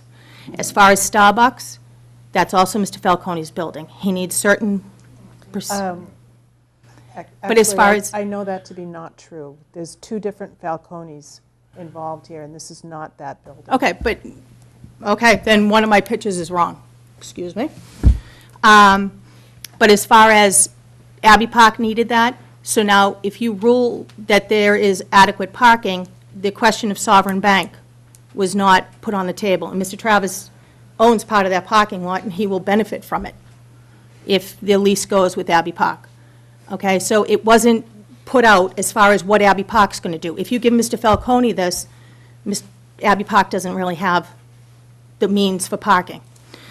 Okay, as far as the owners of the restaurant, we've had problems as far as, and I know you can't get into this, but you talked about refuge. Okay, we've had rats because Java Joe's didn't close it, and if you check with the Board of Health, the dumpster policy was done because of that. They all say they live in Milton, but yet, okay, they're not impacted as we are. If you look at the first picture I gave you, okay, there's the 18-wheeler that Marion said is not going to be there. That was Saturday. That was from Abbey Park. And the bottom picture shows the car that was going to Vance's restaurant for a shower but missed the parking. The second picture was today. The deliveries on Franklin Street. This is from a business that's already going. The first car, the Jeep, is in an illegal spot. The third picture is Church Street. Fully, all the parking is taken. The top picture, that top truck, is parked in a no parking zone. The bottom picture, the silver car, is parked where no parking is allowed. The red car can't get by the silver car because people just don't care and they park. The fourth picture is Sunday, deliveries. These are the small trucks that Marion talked about. This is what we deal with. Fifth picture is Franklin Street, every spot taken Saturday night. Sixth picture is Falcone's parking lot, totally packed. There's not a space going. You could skip the dumpster, that's not his property. The last picture is the dumpster. The top picture was this morning at 5:15, being picked up. The one below that was prior to daylight savings time, every Tuesday morning at 5:15. But the employee parking cannot be enforced. It's a great idea for half the businesses in there. I know for the other two businesses that are there, Bella Visage and Stella's, they park on Church Street. It's not enforceable. It's a great idea. You can go and pay for parking, but everyone's going to do what is around there. East Congregational wasn't allowed with both, when Abbey Park was looking at it, and right now on Sovereign Bank, there's tow signs. So there is not friendly parking right now. And how is the parking lot on Franklin Street on Church Street going to be monitored? And how is the parking lot that they're going to set aside for this restaurant going to be monitored on Franklin Street? saying a lot, they're saying a lot, but yet not saying how it's going to be enforced, how it's going to be operational, and I understand it's only in the planning stages, but this affects our life. And as far as the deliveries, ideally, you're not supposed to be picking up garbage, you're not supposed to be delivering at a certain time. Ideally, we asked them when the hours are, and they said, we don't know when the hours are. Abbey Park, I think, has to be done by 12 o'clock, so if people are leaving at midnight, slamming car doors. There's nothing to mitigate that sound. They are less than 150 feet from the building, and I'm not talking their lot, 150 feet, less than, to my house. That's not my property line, that's my house. 31 feet from property to property. Okay, and you can't tell me I'm not going to hear anything. We have bedrooms on that side. I think that's it. Thank you. Would you like to address any of those issues Mrs. Brown has brought up?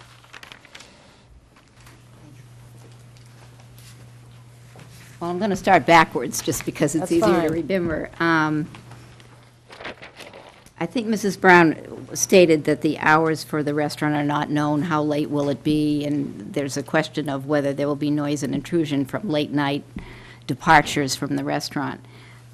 Restaurant hours can be set in any number of settings, because there are so many permits required for a restaurant.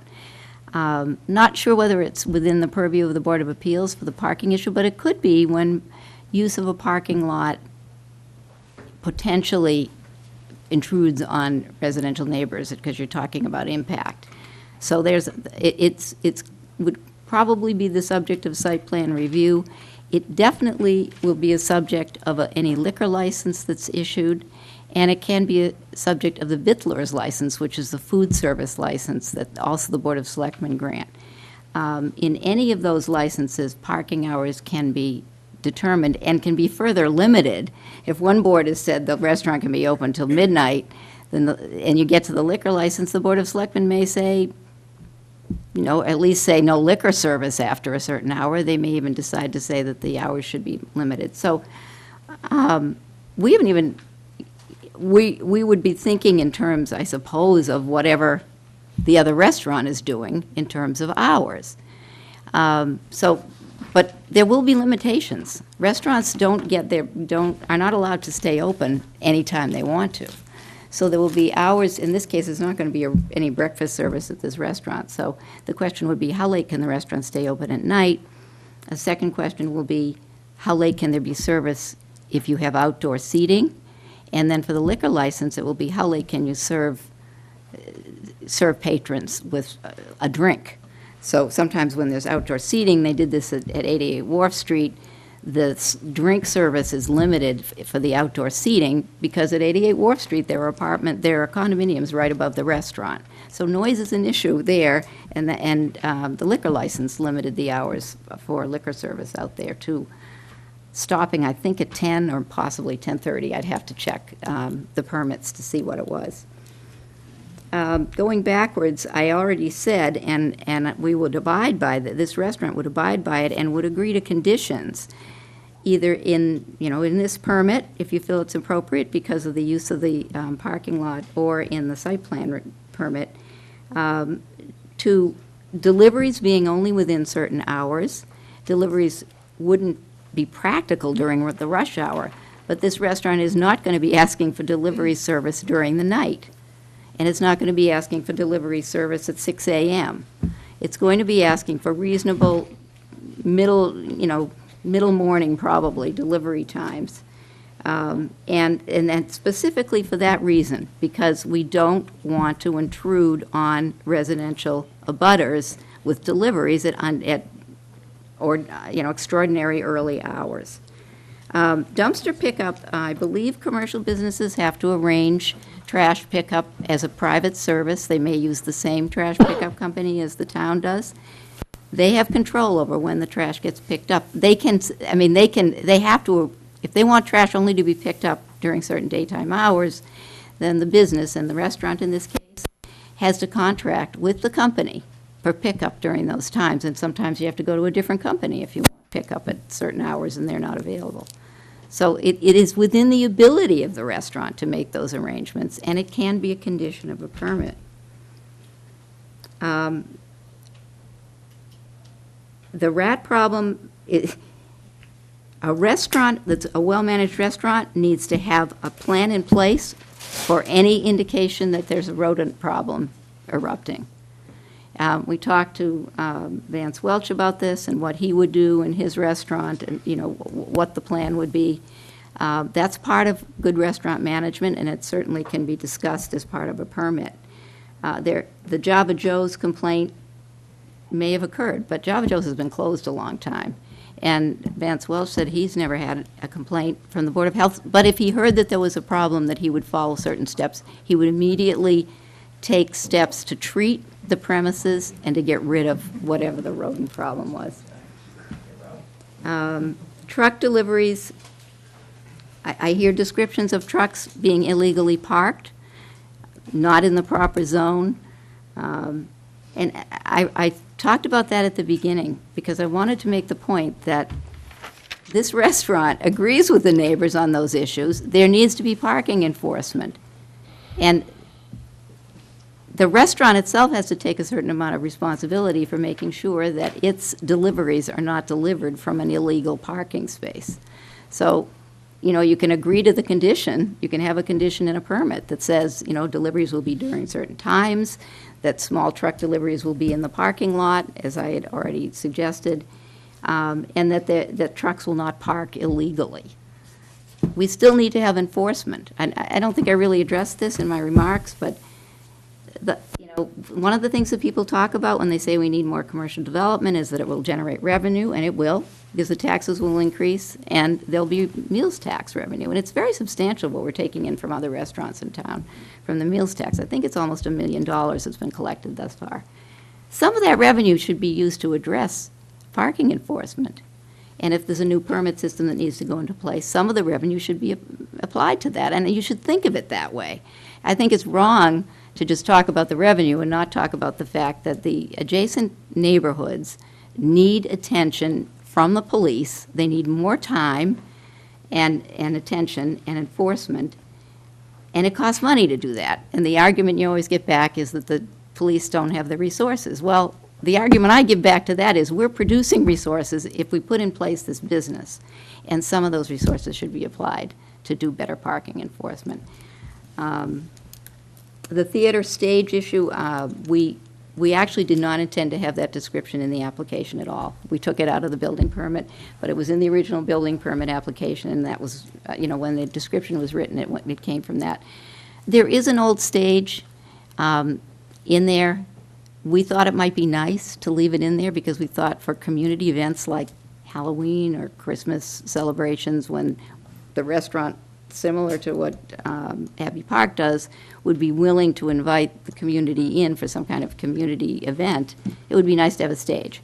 But the building commissioner told us that if you have a stage, you might be you suddenly get involved with a different building code because it's an entertainment. It looks like you're doing entertainment. So the simple answer is there will be no entertainment license for this restaurant. The stage in the original description was intended to be an amenity for the community. If it's not possible to put a stage back because it gets us involved with a different building code, then we're not going to do it. It would be an additional expense anyway to do it. It was only proposed to benefit the community, but it doesn't look like it's going to be practical to keep it. I don't know what I don't know what old, Abbey Park currently has a month-to-month lease with the Falcones. That's the only answer I can really give to that question. And as far as the employee parking goes, this restaurant will enforce with its employees a requirement that they park in the proper zones. Some businesses don't. They don't follow through, but this business will. And it could be a condition in a permit if you wanted it to be. Thank you. Before you go, one additional item she raised was the interplay of total parking spaces. Yes. So to the extent Franklin Street goes to this current restaurant and Abbey Park doesn't have access to it, what happens if they don't get the deal with the center? Well, they have. I mean, they don't have a a letter of agreement from the bank yet because it has to go to the central bank and it takes a while to work it out. We're only in the application stage. I'm just thinking. They do have an understanding. They will support parking for the restaurant there.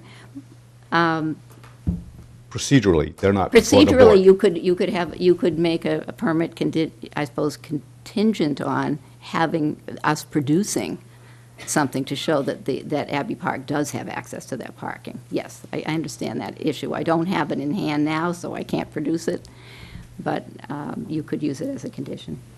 Thank you. Thank you. Yes, please.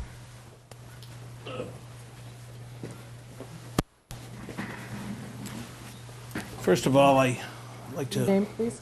My name is Tony McDonald, 4 Mechanic Street. It's right at the corner of Adams and Mechanic. First of all, I wasn't invited to the community meeting, and I can understand why. But I was, by law, notified by you folks that there was a meeting tonight. First of all, Santana is a bank. Closes at 3 o'clock, 4 o'clock. They're done. There's no way that I'm going to allow another parking lot to spill out until 11 o'clock to be shining on my house. Every car that comes out of Church Street hits my house with their headlights. Every single car. After the rush hour, things calm down.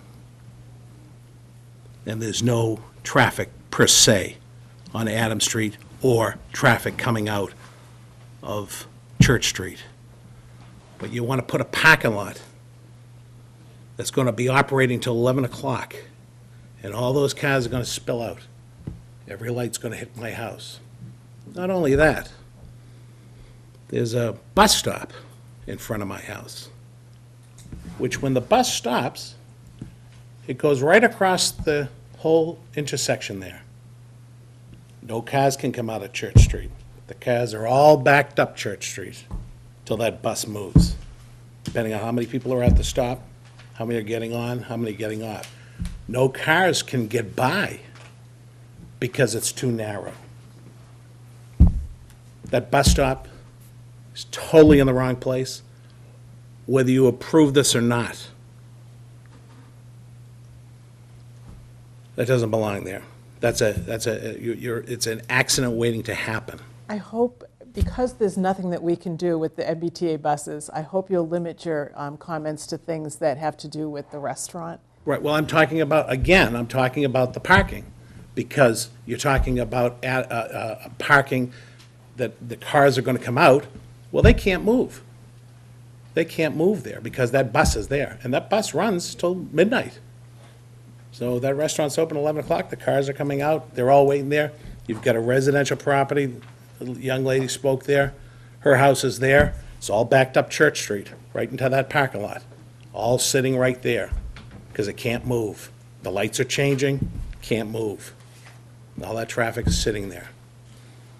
This is a ludicrous, ludicrous proposal. This is a residential area. I'm being squeezed, you know? If this proposal is approved, that parking lot is agreed, Abbey Park is coming over, they're coming over on me. Now they're at night, and where we have a little peace because the bank is closed and there's nobody in that parking lot, we will have no peace. Because they're going to be using that parking lot apparently. Not if I can help it, I won't allow it. I'm going to fight that one. So, they have no agreement with Santana right now to have a parking there. I don't think they should get it. That bank was approved for daytime parking, that lot, to my recollection. So, I understand we're here for parking issues, and it certainly seems to me that for that type of business there, you're adding more headaches behind there, and it just doesn't fit. Thank you. Thank you. Thank you.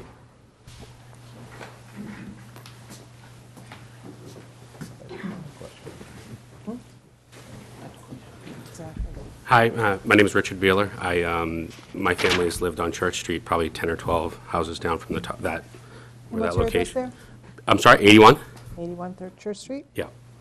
And just having comments, I'll keep it just to the parking. And actually, maybe you can help me out with this. What I've learned tonight is it sounds like when Abbey Park went in, they needed the Franklin parking lot to get that, and a second lot, and it sounded like it was at Dolan. Was that it? Heard earlier, was it the funeral home? Did somebody say that? I don't recall. Okay, but there was a second lot. It sounded like that. Then there was some talk about some parking over at the First Congregational Church. And it sounds to me like that for this new property, there's going to be 23 spots that they build, possibly sharing with Abbey Park, the 4 Franklin, possibly some relationships with the florist, possibly some relationships with Santan, the bank. It just seems to me that, I keep hearing that it's a well-thought-out, managed parking plan, but if you were to put that on a graph, you'd almost have to hand out parking diagrams for everybody coming to the 2 locations. Where am I going to park? Maybe I park at the florist, maybe I park at the church, if you're from the area, you know what happens. They pull right down Franklin Street and they park on the sides. And the reason why you know that is because there's 30-minute parking spots now up and down that road. And basically, from my point of view, from being in the area, we feel that Abbey Park didn't have adequate parking. Now if there's another larger restaurant with only a small bit of new parking, there's just no way that anybody's going to go searching for parking. They're going to park up and down Franklin, Church, and Belcher Circle. That's what people do right now. I'll hold my comments on the delivery because I don't know that. Is that part of the parking as well? Because obviously there's some issue with that, but maybe that's not part of the parking. Well, we are trying to determine what the scope of things are with the planning board before or after. And okay, so a quick comment then. If you're used to coming up and down Franklin Street to get home after work, you know that there's always a very large truck, different times of the day, parked right in the middle of Franklin. I've actually pulled down Franklin and had to back out and go around the square just because people park illegally on one side, and obviously it's not Abbey Park's problem. But then they park on the other side of the street, you actually can't even get by. That happens a lot. So from my point of view, speaking from just somebody in the neighborhood, if you live on that side of the highway, behind the square, you know full well that there's a lot of issues that have happened since. Enforcement problems. It's not just enforcement problems, it's actually parking problems, because if you're building a restaurant that can't adequately handle the restaurant parking, and they're parking down in the neighborhood, why are they parking in the neighborhood? Because there's no parking at the site. So if you're building a new restaurant and you're piecemealing all this different parking, that's not an enforcement problem, that's a parking management problem. Again, you're going to have pass out a piece of paper to everybody that shows up at the restaurant, please go to one of our 5 lots. It's just not enough spots. So what happens is they go into the neighborhood, and I know we're not talking about it here, but if you start talking about parking enforcement with stickers, I know I'm not going to like that one bit. So again, it's a parking issue. It's not an enforcement issue. You're saying that there's adequate spots, but you're piecemealing a lot of different places that rides off of relationships, and after a short amount of time. Mr. Wheeler, and I'll ask Ms. McKettrick to address this, but as I understand it, correct me if I'm wrong, for this particular restaurant, there's going to be 2 lots. The 23 they're proposing, and the space behind Abbey Park, basically, that Franklin. So they take it away from Abbey Park. Right, and the conditions that I just asked Ms. McKettrick about is what will happen to the spaces that are currently being used for Abbey Park. They'll be piecemealed to other places. That one will be piecemealed. But the problem is this lot. I understand, it's zero net gain. There's a total number of spaces. But just one last comment. This Abbey Park went in with a relationship with the Falcone parking. That obviously quickly changed after a number of years. Now what happens when the bank decides it's not going to be a bank anymore, it's going to be something else. So this is it's a management of parking issue. Thank you. Thank you. Ms. McKettrick, did I get that right? Do you want to speak to that point of? Yes, well, thank you. Thank you for saying it. The point really is that our plan is for this restaurant, and we've demonstrated 2 parking lots that will be dedicated to this restaurant. What I tried to explain to you was that there's a possibility that the management of this restaurant will be the same management as Abbey Park's, Quit at 10. And in that case, it's possible that the two restaurants together may be able to manage all of the parking that each of them has more efficiently, using valet parking and using some customer parking. And no one's talked about it, but valet parking is a good way to reduce flow in and out of parking lots, to use the parking lot efficiently, and to make sure that restaurant customers, and only restaurant customers, are parking in the spaces that are designated for restaurant parking. And, you know, I know the Falcone lot is full, and I'm sure a lot of the time it's restaurant users, but I don't know that that's true all the time. At the meeting, I think on Friday night, or maybe it was with the planning board, but somebody said, how are you going to regulate? How are you going to control who parks in your parking lot? Other people are parking in the restaurant parking lot. And we said, you have to manage it, and you have to have somebody on duty a lot of times. And that's what the Falcones have had to do even during the day, because they have restricted parking, and sometimes people don't like it. They don't like being kept out of the parking lot, but it's for a particular use. It needs to be available for that use, and that would be true of the restaurant parking that we're talking about tonight. I think it can be better managed, and I think that I've tried to explain some of the ways that that can be done. I'd like to add one thing here. We are going to have to continue this meeting, apparently. We're going to be ending at 10 tonight. So that means we have 18 minutes. And I don't want to cut people off, but I would ask if you have something that you want to say that somebody else has already said, why don't you just say, I'm concerned about the parking, I'm concerned, whatever it is you're concerned about, make it as quickly as possible so we can hear as many people as possible tonight, so we don't have to have you come back for another evening. My name is Gerard LaFawn. I live at 74 Church Street, and I have two questions. During the presentation, it was stated that the conversion of the theater would be used for restaurant and other entertainment uses. I'm not aware what those proposed uses are, but I think I would like to know what the maximum occupancy of that building is intended to be, so that the number of parking spaces could be calculated correctly. I think what Mrs. McKettrick has said is the entertainment portion of it is no longer on the board. That's not something that's going to be done. It never was. Okay, that's not going to be part of it. So that the occupancy would be still, with the 160 seats during the warm weather and 140 otherwise. Okay. And second question, for the purpose of egress and entrance to the parking lots on Church Street, is the developer intending to reverse the one-way direction between Bassett and Adams Street? I guess that would be a no. I think that would be something that would not be in their power to do. Okay. We don't have any intention of asking for it either, unless neighbors wanted us to ask for it. So the question is, I think we enjoy it the don't- way it is to keep the yes, traffic there's flowing. no plan. We've been asked that a number of times. We've never anticipated asking for that. Would it be, you think we might want it because it would be easier to get in there from Adams Street or something, but no, we are not planning to do that. All of our planning has been looking at the current traffic pattern with the one-way on Church Street. All right, thank you. Thank you.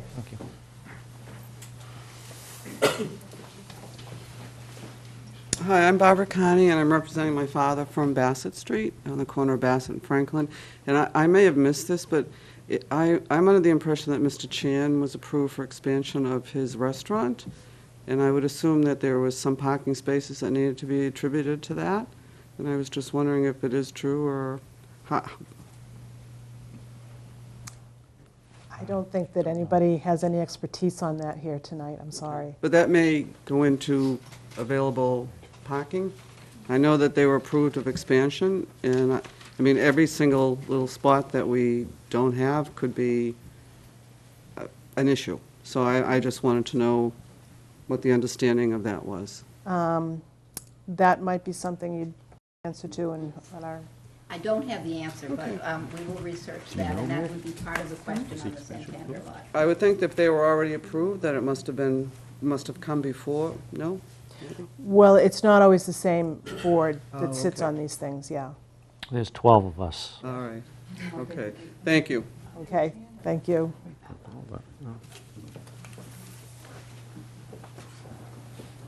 Hi, my name's Robert Sullivan. I live at 570 Adams Street.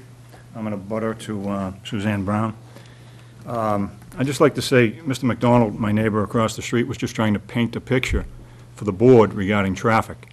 Not everyone lives in that area, not everybody drives in that area, so they don't understand the problems that we have. Second thing I'd like to say is I'd like to say that Mr. Falcone is a great neighbor, because 2 weeks ago, he sandblasted the building on a Sunday without finding out whether there was any hazardous materials on that building. There was no tests made. Where was our inspectional services department? Another ball dropped. The other thing I'd like to say is I don't believe the restaurant controls whether Sid Wainer, whether Cisco, whether Sorelli comes with a big truck or a little truck. That company is making deliveries to many or numerous restaurants in the area.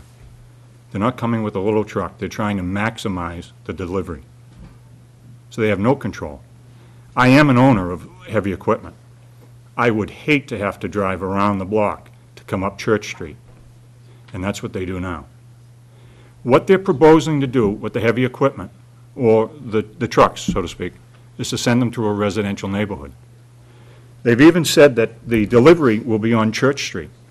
As we know, Abbey Park gets deliveries on Franklin Street. And I'm going to tell you right now, human nature, he's not going to wheel all that produce with a two-wheeler down Adams Street to that back entrance. I think we all know that. Okay, now, they have a proposal for valet parking. Where's the queue going to be for everybody that wants to have valet parking? Out on Adams Street? On Church Street? Franklin? Are we going to lose parking spaces on Adams Street so that you can have the valet parking out front? As you drive down Newbury Street in Boston, what do? They lose a few parking spaces for valet parking in the evening. So how are they going to support that proposal? Currently, Santander Bank is posted, no parking. So John Q. Public coming up from Situate, Cohasset, or coming in from Brookline, they don't know where to park. They're going to look for the closest place. But they're going to go into that bank and they're going to see it posted. So they may not park there. So now they're going to be looking for a spot on the street. The first person, or I should say the first time they visit there, they don't know to park over in Falcone's lot off of Franklin Street or the spot out back. They're looking for a spot on the street. It's human nature.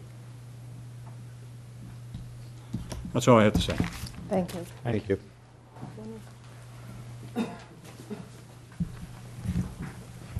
I do want to address one comment that was made, which is a comment about the sandblasting that was done on a Sunday. It was, the police department issued a permit for Sunday work because sandblasting is a particularly difficult endeavor and needs to be carefully protected, and Sunday was considered to be a better time to do it. So there was a permit. The work was done exactly as it's supposed to be with all the proper permits and requirements. It was enclosed work. I don't know what the I don't know what the proper description is, but we heard that comment last Friday, and we checked with the contractor, and the work was done exactly as it is supposed to be. There was no danger. And it was done as if it were lead paint, but it wasn't lead paint. But it was done that way. It was enclosed. I'd have to disagree with her. I actually possessed, from the state of Massachusetts, a supervisor's license for de-leading. Okay? I know for a fact that the process that they used was not appropriate. If there was lead. Now, what I know is it wasn't tested for. I understand that there's a disagreement here, but we are not going to adjudicate that tonight. Okay, let's just make sure it's clear. Okay, we talked to the contractor. He said the work was done safely and as it's supposed to be. So I think that's the only response I have at this time. Thank you. I'm going to take one more tonight, and then we are going to try and find a date that we can adjourn to. Will you take written comments? If you would like to write a letter to the Board of Appeals, you may. Absolutely. Hi, my name is Rich Hines. I grew up on the abutting property, 20 Church Street. That's directly behind the proposed restaurant. I've been listening to a lot of these pro comments and a lot of these, negative comments. A lot of the negative comments I agree with. Some of the pro comments I agree with as well. Tax money for the town, that's a great thing. Another restaurant for the town is a great thing. But I'm in a position where I'm speaking on behalf of my parents who have lived in that house for 43 years. And just point out here, they live right here next to the parking lot. And, they understand they live in a commercial district, and they deal with it. They deal with the bank parking lot, with the bank and the Starbucks parking lot and the employees. That's during the day, right? And I forget your name, but like you said, you get some peace at night when that stops. Tony. In this case, that peace is never going to stop. It's never going to come, I should say. Come 7 o'clock, when they're ready to relax for the evening, you're going to have car after car coming up that street.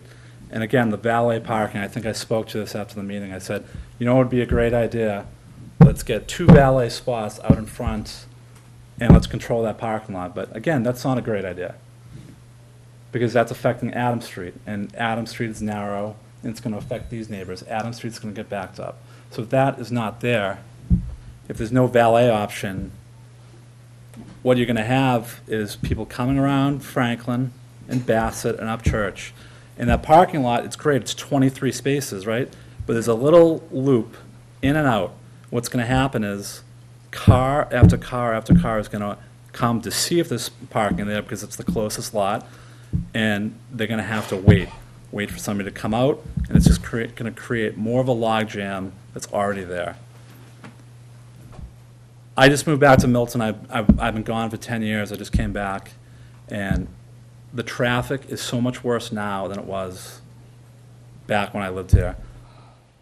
I dropped my son off at CCD at St. Agatha's. I went to look at, went over to my parents' house because they're doing some work there. I went to see the progress. I backed out of their driveway at 4:45. It took 8 minutes for me to get back out of the, and go up Church and take a right. Because at that time, rush hour, it was that backed up.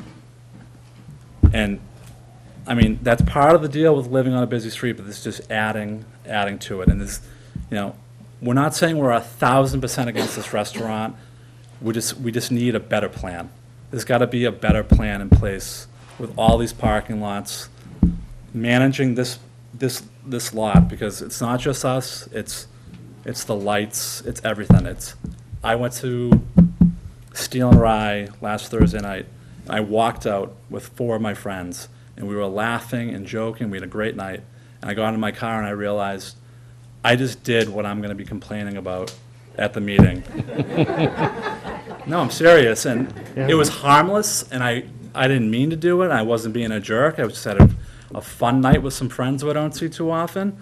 And we ended the night, and we were laughing it up. And, but what happens if there's a fight? I worked in the bar industry for 20 years. I saw many fights. That happens as well coming out. Maybe not a restaurant, but people drink. Somebody backs out of the car. There's beeping. They don't move fast enough. There's all those factors that come into play. So again, I'm not saying I'm opposed to it 1,000%. I'm just saying we need a better plan in place before this can go forward. Thank you. Oh, actually, and this is another big issue, but this is directly pertaining to my parents, is the location of the dumpster, right? It's about 10 feet from their back door. And I know there's going to be a fence and whatnot, but rats find a way, mice find a way. I had a mouse in my house tonight. No, I'm not lying. I had a mouse, and this thing got into the smallest crack under my stove. So a fence is great, and if it's closed, it's great. Guess what? Italian food is great food. The rats can smell it. And they will be there. There's got to be some, yeah, and the other thing, too, is I brought this up the other night, and I think you had questions about it, but we never got to it, is the outdoor seating. Oh, we'll get to it. So again, this is another noise factor, right? So you have, I looked at the diagram, they said there was for 20 people, but when we looked at the diagram the other night, maybe it's not. It was 44 or 42. There was 40, but that's not, all right. But still, outdoors, again, it's the same thing. I'm coming out of Steel and Rye, we're talking, except there's a constant buzz of noise outside on a hot summer night. 5 hours.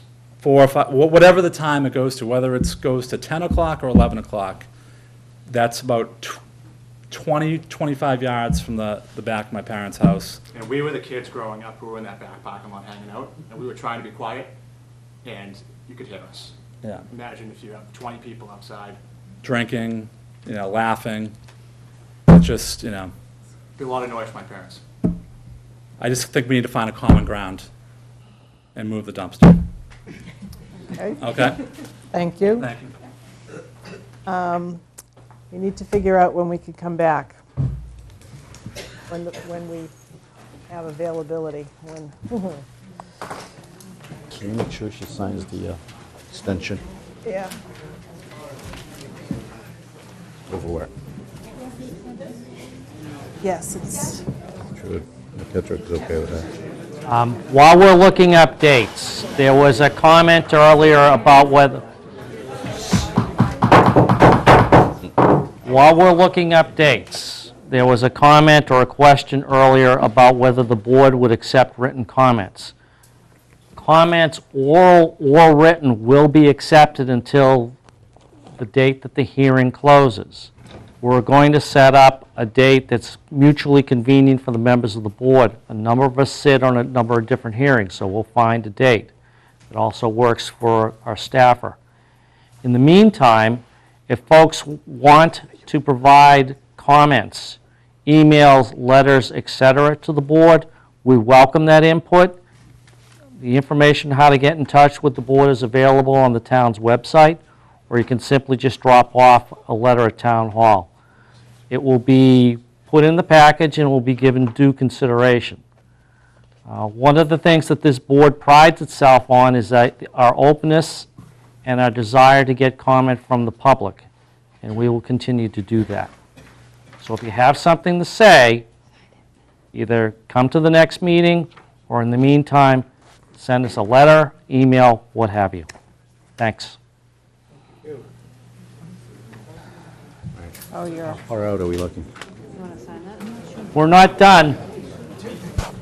We're going to announce the date of the hearing. So if you're interested in what the date of the hearing is, you're welcome to stay, but the hearing is not over. It will not be advertised again, so if, This is going to be your only notice. There is not going to be another advertisement. how far out are we looking?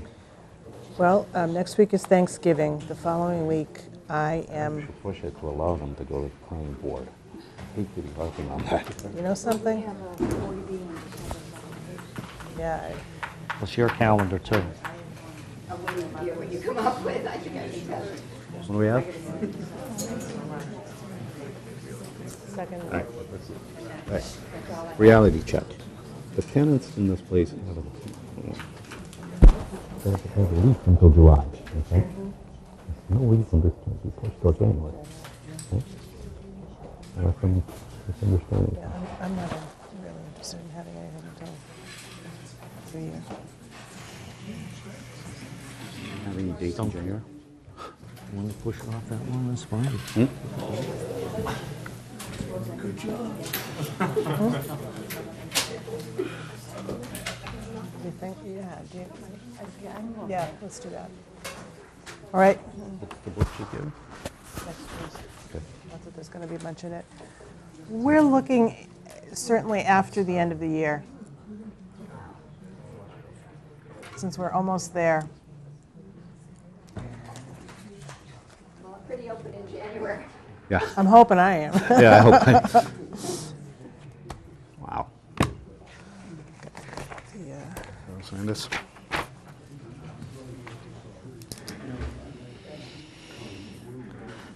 First week of January is okay for me. Which one? Second week of January is okay with me. Yeah, same here.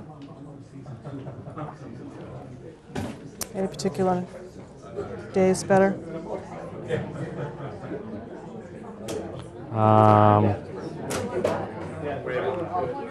No. Or nothing in particular.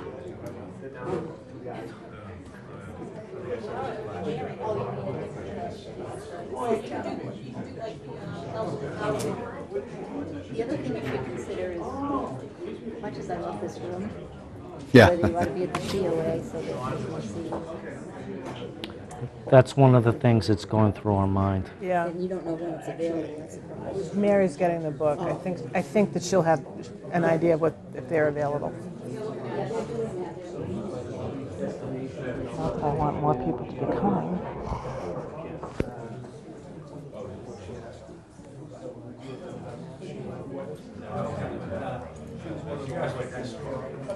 Exactly. What do you look like those first couple of weeks of January? Pretty good. Okay. Yeah, there was a whole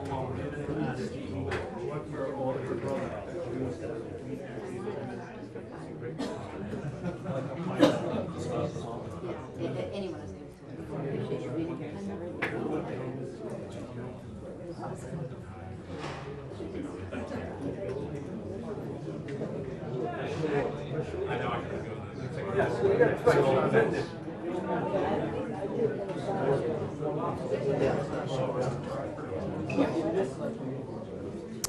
Thinking maybe the 13th.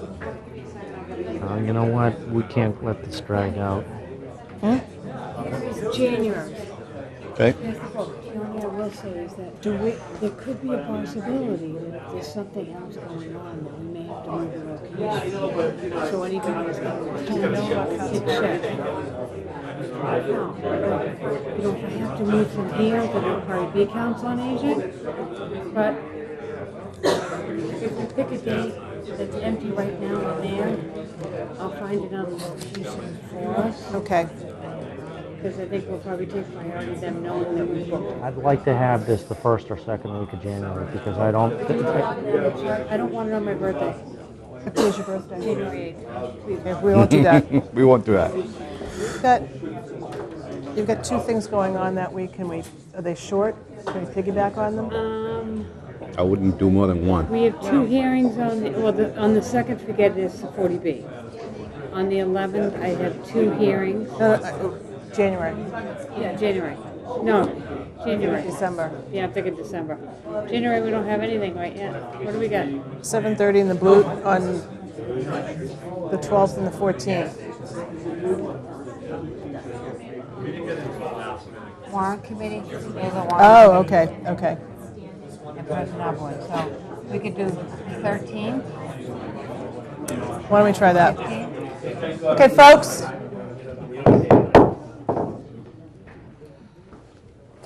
We are zeroing in on January 13th. If that works for all the principals. Tuesday, January 13th. If we're closed because of weather or anything, we'll repost it on the website. So Okay. just in case it happens to be bad weather. Should anything happen with weather, since it is going to be January and we can't have it, it will be posted on the website. So please make sure that you check that if there's inclement weather. But otherwise, we're adjourned 7:30. until 7:30 on Tuesday, January 13th. Because of the weather, what happened? Will it be at the COA?